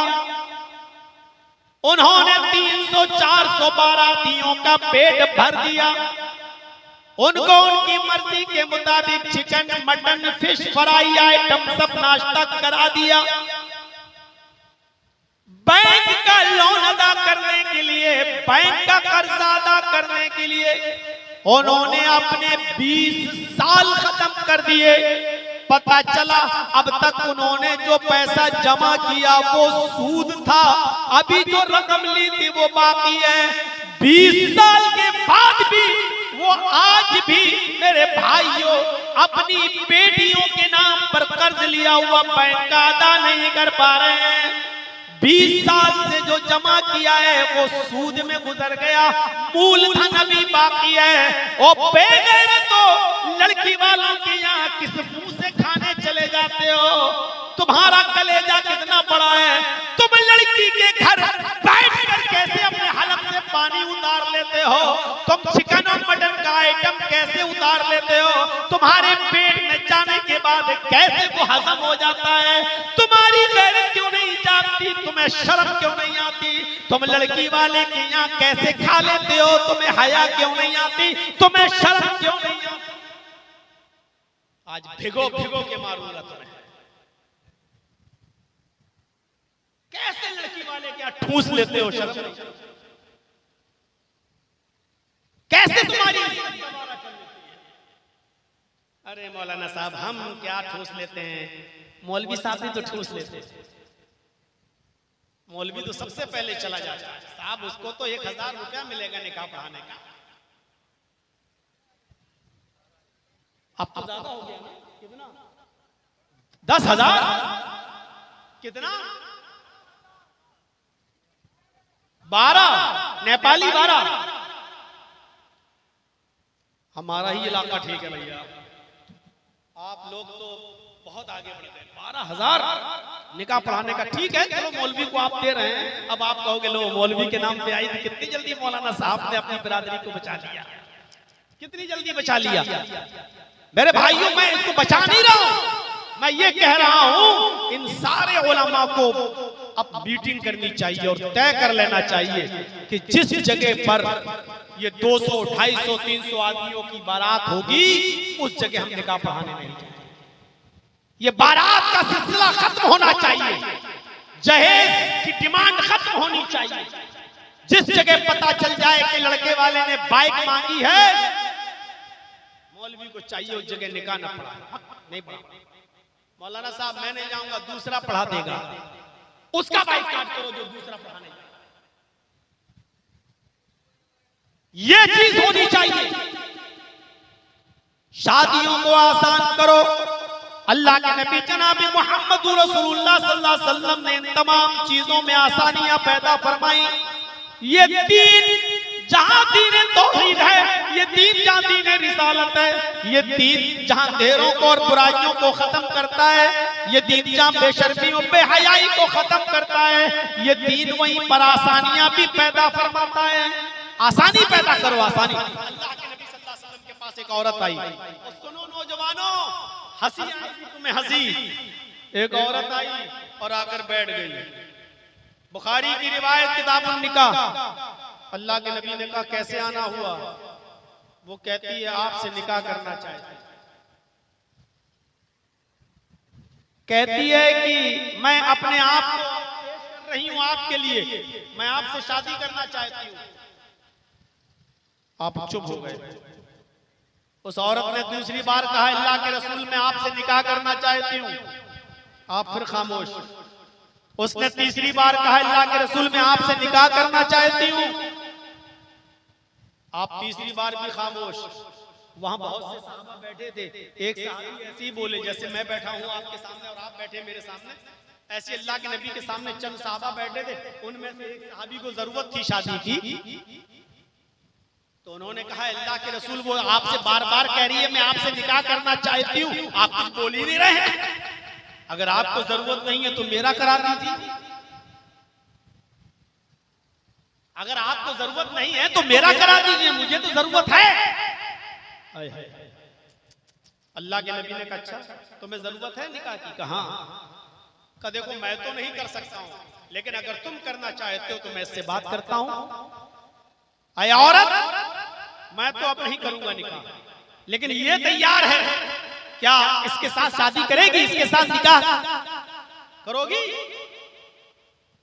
सीधा सा जवाब, अय अल्लाह के रसूल आई तो आपके लिए थी, लेकिन अगर आप नहीं करना चाहते हैं तो इसके साथ कर दीजिए, जबरदस्ती नहीं। इस हदीस से कितने मसले पता चल रहे हैं। कोई लड़की भी किसी लड़के से डायरेक्ट कह सकती है कि मैं आपसे शादी करना चाहती हूं। लड़का भी कह सकता है किसी लड़की से कि मैं तुमसे निकाह करना चाहता हूं, लेकिन एक बार, उसके बाद जिंदगी भर जब तक शादी ना हो जाए तब तक मोबाइलों पे बात मत करना, वो गलत है। और अगर बात करना बहुत ही जरूरी है, बगैर बात किए हुए रह नहीं पा रहे हो तो कम से कम निकाह करो। लेकिन निकाह करोगे नहीं, अभी मोटरसाइकिल देने को है नहीं उसके पास, और सादा निकाह आप करेंगे नहीं। उस औरत ने कहा कि आपके लिए आई, आप नहीं कर रहे हैं तो इसके साथ कर दीजिए। अल्लाह के नबी ने कहा कि ठीक है, तुम मेहर क्या दोगे अपनी बीवी को? मैं इसके साथ तुम्हारा निकाह कर दूं तो क्या दोगे तुम मेहर? आपने लड़की से नहीं पूछा अरे औरत तेरे पास जहेज कितना है, इसको क्या मिलेगा? आपने उससे नहीं पूछा, आपने उससे पूछा सहाबी रसूल से, इसको क्या दोगे? और नौजवानों जरा इधर देखिए, ये देखो बोतल उठा के चल दिए माशाअल्लाह। अब कहां जा रहे हो? घर? अब तो चाची भी सो गई होंगी, क्या करोगे जाके? थोड़ा सा मैं चौंकाता भी रहता हूं ताकि नींद खुल जाए आपकी। तो मेरे भाइयों, उसने कहा आए अल्लाह के नबी सल्लल्लाहु अलैहि वसल्लम, आपने पूछा इसको क्या दोगे मेहर? कुछ है देने को? हदीस के अल्फाज बुखारी, कुछ नहीं, कुछ नहीं, और शादी करने का ख्वाब देख रहा है। आपके पास कुछ ना हो, शादी करने का ख्वाब देख लेंगे? आपके पास कुछ नहीं और शादी करने का ख्वाब नहीं देख सकते आप। आपने कहा रे मेहर तो देख, कुछ तो, क्या देगा? कहा कुछ है ही नहीं तो दूंगा क्या? आपने कहा अपने घर जाओ और देखो कुछ मिल जाए तो लेकर आओ। वो घर गए और घर से वापस आए, कहते हैं माँ वजदतु शैअन, कुछ नहीं मिला घर में। आपने उनसे कहा जाओ, कहा अल्लाह के रसूल जब कुछ है ही नहीं तो बार बार क्यों भेज रहे हैं? कहा इल्तमिस खातमम मिनल हदीद, लोहे की अंगूठी मिल जाए तो वही ले आओ। लोहे की, सोने की नहीं, चांदी की नहीं, लोहे की। अभी आप की दुकानों पे चले जाएं तो मिल जाएगी 4-5 रुपए की लोहे की अंगूठी, सस्ती। आज के जमाने में भी 4-5 रुपए की मिल जाएगी, 10 रुपए की मिल जाएगी। आपने उससे कहा इल्तमिस खातमम मिनल हदीद, लोहे की अंगूठी ही मिल जाए तो जाओ वही ले आओ। वो दोबारा गया और घर से वापस आकर कहता है माँ वजदतु खातमम मिनल हदीद, आए अल्लाह के रसूल लोहे की अंगूठी भी नहीं। गरीबी का आलम देख रहे हो नौजवानों, धनोषा वालों, नेपाल वालों।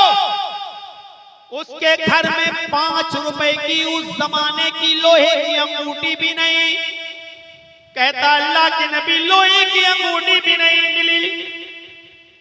आपने कहा ओहो, तो बगैर मेहर के कैसे निकाह करूं? कुछ भी नहीं है। कहने लगा एक चीज है मेरे पास, सुनो नौजवानों, क्या चीज है? कहता एक चीज है मेरे पास। आपने कहा अच्छा बताओ क्या है, जल्दी बताओ क्या है।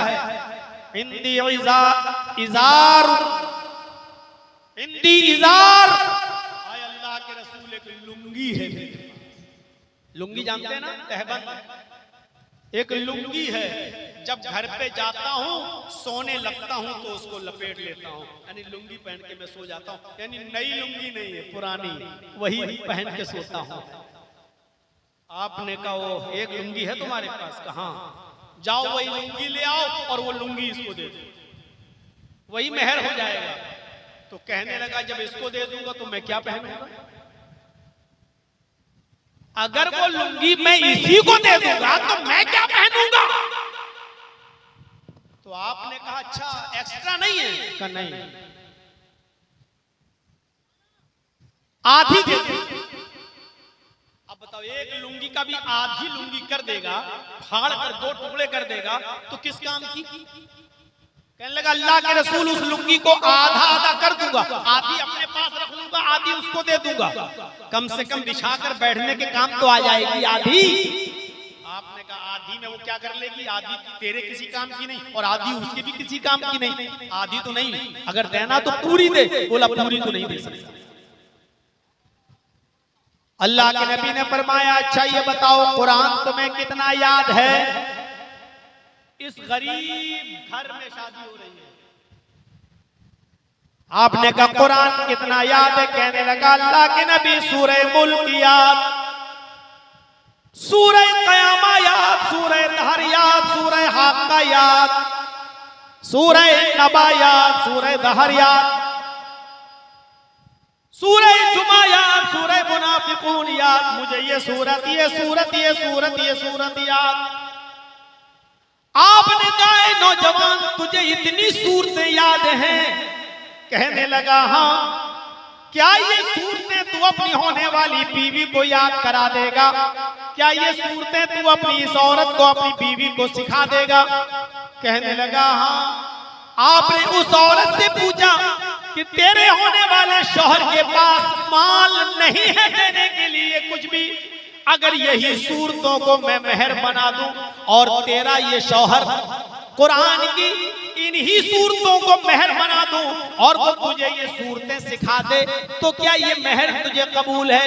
कुरान की इन्हीं सूरतों को तू क्या अपना मेहर मानने के लिए तैयार है? कहने लगी कि अल्लाह के नबी जिस औरत के निकाह में कुरान की ये सूरतें मेहर बन जाएं, उससे ज्यादा बाबरकत और पाकीज़ा निकाह किसका हो सकता है? मुझे मंजूर है। आपने उसी वक्त उस औरत का निकाह पढ़ा दिया, उस सहाबी का निकाह पढ़ा दिया और वहीं से रुखसती हो गई। उस औरत का बाप नहीं था, उस औरत का भाई भी नहीं था, इसलिए अल्लाह के रसूल खुद उसके वली बन गए, खुद उसके वली बन गए।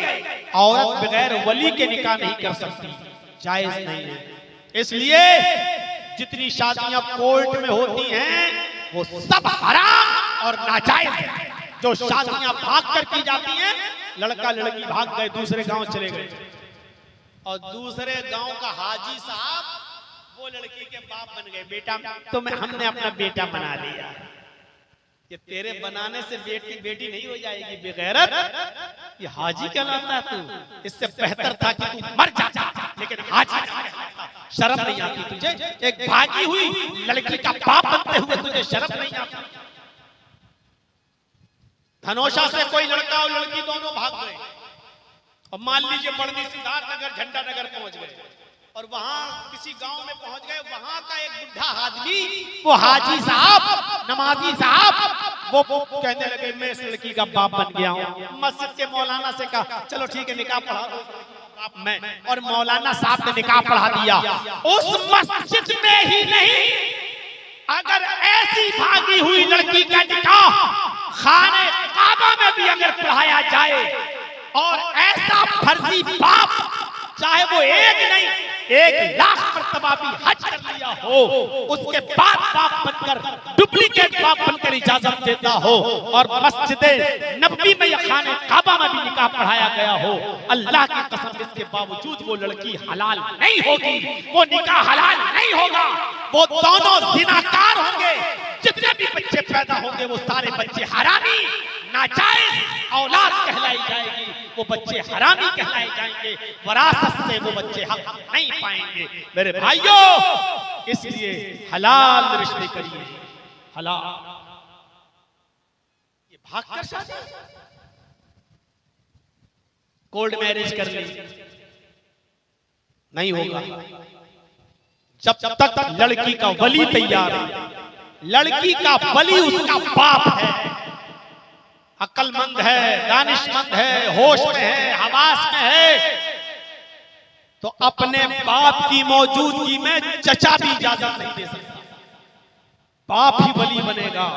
हाँ, बाप अगर पागल है, मजनू है, दीवाना है या बीमार है और उसको कोई दिमाग काम नहीं कर रहा या बाप मर गया, तब लड़की का चचा वली बनेगा, उसका भाई वली बनेगा। बाप नहीं है, भाई नहीं है, कोई नहीं है। या लड़की माँ बाप छोड़कर इस्लाम ले आई, माँ बाप ने उसको घर से बेदखल कर दिया, वो अकेली है, इस्लाम ले आई, तो निकाह पढ़ाने वाला काजी उसका वली बनेगा, लेकिन बगैर वली के निकाह नहीं करेगी। वली उस वक्त भी चाहिए, चाहे वो कोई भी हो। अगर वो गैर मुस्लिम से इस्लाम लाती है तो उसका भी वली चाहिए, उसका बाप इजाजत नहीं देगा, ये इस्लाम छोड़ने के लिए तैयार नहीं है, तो जर्जीस साहब अगर निकाह पढ़ाएंगे तो जर्जीस उसके वली बनेंगे, लेकिन वली के बगैर फिर भी औरत निकाह नहीं कर सकती है, उसको उस वक्त भी वली पड़ेगी। समझ लिया? हमारे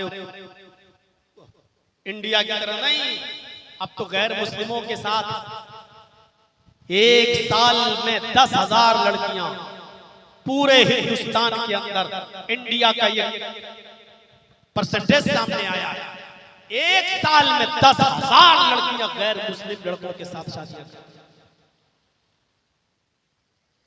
मंदिरों में और गुरुद्वारों में, चर्चों में मुस्लिम एक साल में 10,000। और ये मां बाप से बचकर कोर्ट में कर रही है, क्योंकि 18 साल के बाद हमारे मुल्क का कानून कहता है लड़की आजाद है, वो अपना अच्छा बुरा खुद सोच सकती है। ये हालात इतनी आसानी है। अल्लाह के नबी ने कुरान की उन सूरतों को महर बनाकर निकाह कर दिया। ये आसानी है इस्लाम के अंदर। शादियों को आसान कर दो, इतना आसान कर दो, इतना आसान कर दो कि जिनाकारी मुश्किल हो जाए। जिनाकारी आज आसान हो चुकी है। और नेपाल वालों, मैं गलत नहीं बोल रहा हूं, इंडिया से ज्यादा नेपाल के अंदर जिना सस्ता है। इंडिया से ज्यादा नेपाल में जिनाकारी सस्ती है। किसी भी होटल में चले जाइए आप, किसी भी जगह पर कॉल गर्ल को बुला सकते हैं आप, बहुत आजादी है। 1000 और 500 रुपए में आप जिस्म हासिल कर सकते हैं, जिना आसानी के साथ हो सकता है। जबकि अल्लाह के नबी कहते हैं निकाह इतना आसान कर दो कि जिनाकारी मुश्किल हो जाए। यानी 1000, 2000, 5000 रुपए में जिना, ये इससे भी आसान कर दो शादी। यानी शादियों में इतना भी खर्चा मत होने दो कि 1000, 2000 रुपए का भी खर्चा हो। जाओ निकाह को इतना आसान कर दो कि जिनाकारी मुश्किल हो जाए। करेंगे आप? इतनी आसानी बताई गई है, बहुत आसानी है इस्लाम में। इस्लाम दीन सहल है, बहुत सहूलत है इस्लाम के अंदर। देखिए सख्ती है अपनी जगह पर, नमाज किसी हाल में माफ नहीं। सख्ती देखिए आप, नमाज किसी हाल में माफ नहीं। बारिश हो रही है, नमाज पढ़ना है। आपके घर में 8 लड़कियां हैं, दुआ मांगते गए, अल्लाह लड़की दे दे, फिर लड़का, लड़का दे दे, फिर लड़की, लड़का दे दे, फिर लड़की। 8 लड़कियां पैदा हो गई दुआ मांगते मांगते। अल्लाह ने अब सुन ली, एक लड़का दे दिया। कितनी खुशी हुई। 8 लड़कियों के बाद एक लड़का, कितनी खुशी हुई। जिस दिन लड़का पैदा हुआ, आप जमीन में पैर नहीं रख पा रहे, आसमान बोल रहे अल्लाह तूने मुझे 8 बेटियों के बाद एक बेटा दिया, कितनी खुशी होगी आपको। अजान की आवाज आती है, हय्या अलस्सलाह, इतनी खुशी आपको मिली है, लेकिन चलो नमाज का वक्त, नमाज पढ़ो, खुशी में नमाज नहीं है। 8 लड़कियों के बाद एक लड़का मिला, 14 साल का, 15 साल का, 16 साल का, जवानी में पहुंचता है। 8 लड़कियों के बाद अल्लाह ने बेटा दिया, आज उस बेटे को छीन लिया। 16 साल की, 18 साल की उम्र में वो लड़का आपका मर गया, आपकी आंखों के सामने उसने दम तोड़ दिया, उसको कैंसर की बीमारी हो गई, आज वो मर गया।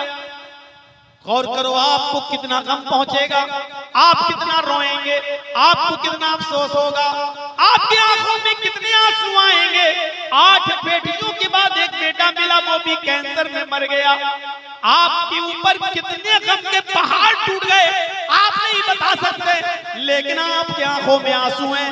बेटे की लाश आपके सामने रखी है, अज़ान की आवाज आती है, अल्लाहू अकबर, अल्लाहू अकबर। बेटे का गम भूल जाओ, जाओ मस्जिद में आप नमाज पढ़ो, इस गम के मौके पर भी नमाज। देख रहे हैं सख्ती, खुशी है तो नमाज माफ नहीं, गम पहुंचा तब भी नमाज माफ नहीं, कैसी भी बीमारी है नमाज माफ नहीं। ये तो मुश्किल, आसानी देखिए, बारिश हो रही है, मस्जिद में नहीं जा सकते, घर में नमाज पढ़ लो। ज़ुहर और असर को एक साथ पढ़ लो, मगरिब और इशा एक साथ पढ़ लो। सफर में है तो आधी कर लो कसर, 4 रकात वाली रकात 2 रकात पढ़ लो। जमा बैन सलातैन, 2 नमाजों को एक साथ जमा कर लो। बीमार है, खड़े होकर नमाज नहीं पढ़ सकते तो बैठ के पढ़ लो, बैठ के नहीं पढ़ सकते हो तो लेट के पढ़ लो, इशारे से पढ़ लो, हाथ हिला के पढ़ लो, लेकिन पढ़ लो। ये आसानी की सहूलत भी बहुत है। एक सहूलत और बताओ, इस्लाम के अंदर देखिए आसानी कितनी है। एक सहाबी आए, सुनो मेरे भाई, बड़ा दिलचस्प वाकया। एक सहाबी आए और आकर अल्लाह के नबी के पास बैठ गए। आपने कहा क्या हुआ, मुंह लटकाए बैठे हो, अफसोस में बैठे हो, गम के मारे हो, क्या बात है, टेंशन है, कुछ परेशानी, क्या बताओ। हलक तो या रसूल अल्लाह, मैं हलाक हो गया, अल्लाह के नबी मैं नष्ट हो गया, मैं बर्बाद हो गया। आपने कहा क्या हुआ, बर्बाद कैसे हो गए, हुआ क्या। अल्लाह के नबी, रोजे की हालत में मैंने अपनी बीवी से हमबिस्तरी कर ली। सुनिए आसानी देखिए मेरे भाइयों, आपको हंसी आएगी। अल्लाह के नबी, रोजे की हालत में मैंने ऐसा काम कर लिया, मैं रोजे से था और बीवी से मिल लिया। आपने कहा ओ चलिए बीवी थी तुम्हारी कि हाँ, कहा कि कफारा अदा करना हो, प्रायश्चित, पनिशमेंट, सजा का क्या है अल्लाह के रसूल बताइए। आपने कहा एक गुलाम आजाद करो। सुन रहे ना, रोजे की हालत में, रोजे की हालत में अगर कोई शख्स अपनी बीवी से हमबिस्तरी कर ले तो उसकी सजा ये है। अगर शौहर की मर्जी थी और बीवी की मर्जी नहीं थी, शौहर की मर्जी थी और बीवी की मर्जी नहीं, बीवी मना कर रही थी लेकिन शौहर नहीं माना, तो सिर्फ शौहर ये सजा भुगतेगा, बीवी नहीं। लेकिन अगर बीवी की भी मर्जी थी, मियां और बीवी दोनों ने अपनी रजामंदी के साथ रोजे की हालत में हमबिस्तरी कर ली तो ये सजा भुगतेंगे, शौहर भी और बीवी भी। अब सुन लीजिए, अल्लाह के नबी ने कहा कि पनिशमेंट है, सजा है, का क्या, का एक गुलाम आजाद करो। उस जमाने में गुलाम खरीदे जाते थे, बेचे जाते थे, तो आपने कहा एक गुलाम को खरीदो, करो। कहने लगा अल्लाह के रसूल, गुलाम को खरीद के आजाद करो। हाँ हाँ। आपने कहा उस सहाबी ने कहा अल्लाह के रसूल पूरी जिंदगी मुझे दूसरे की गुलामी करते हुए हो गई, मैं खुद दूसरे की गुलामी करता रहा, मेरे पास इतना कहां है कि मैं गुलाम खरीद के आजाद करूंगा। मेरे पास ये ताकत नहीं है, मैं गुलाम खरीद के आजाद नहीं कर सकता, मेरे पास इतनी वसाअत नहीं, इतनी इस्तिताअत नहीं। अल्लाह के नबी ने फरमाया अच्छा तो बचोगे नहीं, दूसरा ऑप्शन भी है, अगर तुम्हारे पास गुलाम आजाद करने की ताकत नहीं है तो 60 रोजे रखो। 60 रोजे, 7 नहीं, 5 और 2 7 नहीं, 50 और 10 60। कितने रोजे रखो? 60। ये रोजा तो खराब हो ही गया। जिस रोजे में आपने अपनी बीवी के साथ हम बिस्तरी कर ली, ये रोजा खराब, ये तो पूरा करना ही है, इसकी तो कज़ा करना पड़ेगी, बाद में रखना पड़ेगा। इसके अलावा 60 रोजे और 60, और वो भी कंटिन्यू, रेगुलर, तसलसल के साथ, पैदर पे मुसलसल, बीच में एक दिन का भी गैप नहीं होना चाहिए, एक दिन का भी गैप नहीं होना चाहिए। 55 रोजे आपने रख लिए, 50 और 5 55 आपने रख लिए, थक गए, अच्छा एक दिन और सस्ता लेते, एक छोड़ दूंगा, कल 5 रह गए, मैं कल सस्ता लूं, उसके बाद पूरे कर लूंगा 5, एक दिन रेस्ट कर लूं। जहां आपने एक दिन का रेस्ट किया, एक रोजा छोड़ा, 55 रोजे बेकार। अब फिर से 1 से 60, कितनी सख्त सजा है। उसके साथ जो आपकी अपनी बीवी है, उसके साथ हम बिस्तरी कर ली तो, और जो दूसरों के साथ कर लेते हैं वो सोचें, जो दूसरी औरतों के साथ या दूसरी लड़कियों के साथ रोजे की हालत में जिना करें, वो अपने बारे में सोचें। ये अपनी बीवी के साथ अगर जिमा कर रहा है तो उसकी ये सजा है। हाँ, अगर बीमार हो गया, बुखार आ गया, बीमार हो गया, डॉक्टर ने कह दिया नहीं अब रोजा नहीं रख सकते, दवा खाना है, अगर बीमारी की वजह से छोड़ दिया रोजा तो कोई बात नहीं, तो जितने छूट गए उतने कोई बात नहीं, जितने रख लिए हो गए, जितने रह गए वो बाद में पूरे कर लो। लेकिन बिला किसी उज़्र के और बिला किसी बीमारी के अगर आपने छोड़ दिया तो अब तक जितने रखे सब बेकार, अब फिर से रखो आप 1 से 60। उज़्र है तो कोई बात नहीं, चलेगा। तो आपने देख लिया क्या कहा, 60 रोजे रखो, मुसलसल पे दर पे कंटिन्यू। कहने लगा अल्लाह के नबी कितने का? 60। पतला दुबला आदमी था, अल्लाह के नबी ये भी नहीं हो सकता। कहा क्यों? कहा एक रोजा तो रखा नहीं गया, एक रोजा रखा तो देखो अपनी बीवी से हम बिस्तरी कर बैठा, आप कह रहे हैं 60 रोजा। एक रोजा तो रखा नहीं जा रहा, 60 रोजे कैसे रख लूंगा? एक रोजा तो रख के कंट्रोल नहीं कर पाया, बीवी से मिल बैठा, आप कह रहे हैं 60 रोजे नहीं कर पाऊंगा। अल्लाह के रसूल ये भी ताकत नहीं है मेरे अंदर। आपने कहा अच्छा रुको, एक और ऑप्शन है तुम्हारे लिए। का क्या? का 60 मिस्कीनों को खाना खिलाओ, 60 गरीब फकीर लोगों को, मिस्कीनों को, मोहताजों को खाना खिलाओ। हंसने लगा। आपने कहा क्यों, क्या बात है, 60 मिस्कीनों को खाना भी नहीं खिला सकते? कहने लगा अल्लाह के नबी आप 60 मिस्कीनों को खाना खिलाने की बात कर रहे हैं, आपको मेरा इतिहास मालूम नहीं है, आपको मेरी तारीख नहीं मालूम, आपको मेरा बायोडाटा नहीं मालूम, आपने मेरे बारे में मालूम नहीं किया, मैं मिस्कीन को फकीर को खाना खिला पाऊंगा? अरे सुबह उठ जाऊं तो मेरे घर में नाश्ता नहीं बनता, शाम को कभी भूखा सोना पड़ता है, मेरे घर में 2 टाइम का खाना हमें नहीं मिलता, मेरी बीवी को नहीं मिलता, 60 मिस्कीनों को हम खाना खिलाएं? आए अल्लाह के नबी अगर सुबह खा लूं तो शाम को भूखा सोता हूं, शाम को खा लूं तो सुबह भूखा उठता हूं, खुद हमें अपने खाने के ठिकाने नहीं, हम 60 मिस्कीनों को खाना कहां से खिलाएं? 60 मिस्कीनों को खाना भी नहीं खिला सकता हूं मैं। अल्लाह के नबी ने कहा ओह, गुलाम आजाद कर नहीं सकते, 60 मिस्कीनों को रोजे रख नहीं सकते, 60 फकीरों को भी खाना खिला नहीं सकते, यही 3 ऑप्शन है मेरे पास। आपने कहा अच्छा रुको, करता हूं तुम्हारे लिए कुछ इंतजाम।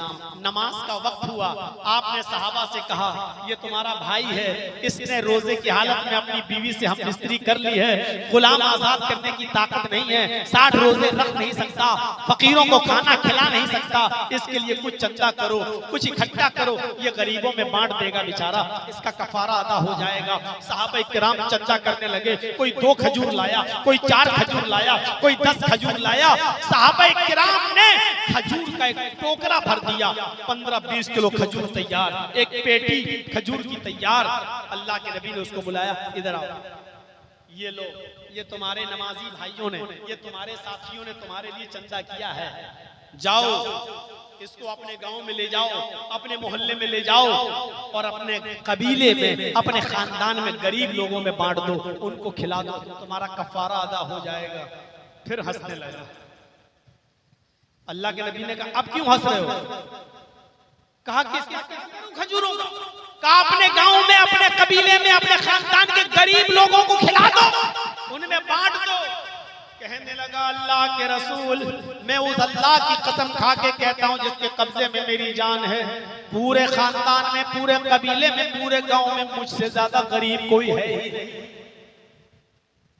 मेरे पूरे खानदान में मुझसे ज्यादा गरीब कोई नहीं है। जब उसने ये कहा तो अल्लाह के नबी के चेहरे पर मुस्कुराहट आ गई, आप हंस पड़े। आपने कहा अच्छा तुझसे ज्यादा गरीब कोई नहीं है? कहा नहीं। तू जा फिर तू ही खा ले और अपने बीवी बच्चों को खिला दे, तेरा कफारा अदा हो जाएगा, तेरा गुनाह खत्म हो जाएगा। जा मेरे भाइयों, ये इस्लाम में सहूलत है, ये इस्लाम के अंदर कुशादगी है। जिसने जुर्म किया और जिसके लिए कफारा अदा करने के लिए गांव में चंदा हुआ, तो चंदे का मुस्तहिक यही निकला। इतना गरीब आदमी था। तो इस्लाम इस तरीके की सादगी पैदा करता है। तो जिन गरीब बच्चियों के पास कुछ नहीं है देने लेने के लिए, क्या उनका घर नहीं बसेगा? जिन नौजवानों के पास कुछ नहीं है खिलाने पिलाने के लिए, क्या वो बेचारे निकाह नहीं करेंगे? मेरे भाइयों, उनको निकाह करना चाहिए। अल्लाह ताला कहता कुरान में, इन यकूनु फुकरा, अगर तुम फकीर हो गए, युगनिहिमुल्लाहु मिन फज़ले, तो अल्लाह तुम्हें अपने फजल से रिज़्क़ देगा, अपने फजल से तुम्हें रोजी रोटी देगा, अल्लाह तुम्हें अपने फजल से गनी कर देगा। ऐ लोगों, तुम निकाह कर लिया करो, अगर तुम फकीर हो गए तो अल्लाह तुम्हें गनी कर देगा, अल्लाह तुम्हें गनी कर देगा। यानी गरीब लोगों को भी निकाह कर लेना चाहिए। अल्लाह ने कहा अगर तुम गरीब हो गए, फकीर हो गए, तो निकाह के बाद अल्लाह तुम्हें गनी कर देगा, अल्लाह तुम्हें बेनियाज कर देगा, अल्लाह तुम्हें सारी चीजों से नवाज देगा, तुम्हें जरूरत ही नहीं पड़ेगी। लालच मत कीजिए, लालच। इस्लाम दीन तौहीद है, इस्लाम दीन रिसालत है। रिसालत का सही तसव्वुर इस्लाम ने पेश किया है। मैंने वेदों के मंत्र भी आपके सामने पढ़े हैं, मैंने शादी के मौजू पर भी कुछ गुफ्तगू की है, जहेज के ऊपर भी मैंने बोला है, हुर्मत शराब और जुए पर भी मैंने रोशनी डाल दी है। इस मुख्तसर से खिताब में जो 1.5 घंटे से ऊपर मेरा हो चुका है और 2 घंटे से थोड़ा कम हुआ है, मेरे भाइयों, आपने बहुत सी कीमती बातें सुन ली हैं। मुझे उम्मीद है कि इंशाअल्लाह आप यहाँ से एक इनकलाब लेकर उठेंगे, बेहयाई खत्म करेंगे, बेपर्दगी खत्म करेंगे, बारात का सिलसिला खत्म करेंगे, निकाह में इंसानियत पैदा करेंगे, गरीब लड़कियों की शादियां कराने के लिए कमेटी बनाएंगे और गरीब लड़कियों की शादियां करवाएंगे और मुआशरे में इस्लाही कदम उठाएंगे और अपने नौजवानों में इस्लाह पैदा करेंगे, नमाज और रोजे की दावत और तबलीग भी करेंगे। और इस तरीके के जलसे इंशाअल्लाह जब होंगे तो आप हमें याद करेंगे, तो उनमें हम दोबारा शिरकत करेंगे। हमें लंबा सफर करना है, लंबा सफर करके आया भी था। कल मेरा प्रोग्राम मेरठ में था, हापुड़ में था, ये टियाला में, और वहां से रात में 2 बजे प्रोग्राम खत्म किया और उन लोगों ने मुझे फौरन एयरपोर्ट छोड़ा दिल्ली, और 4 बजे से मैं दिल्ली बैठा हूं एयरपोर्ट पर। यकीन मानिए 9 बजे की फ्लाइट थी, लेकिन एयरपोर्ट पे इसलिए पहले पहुंच गया, कई जलसे वाले सो गए तो हमें पहुंचा नहीं पाएंगे।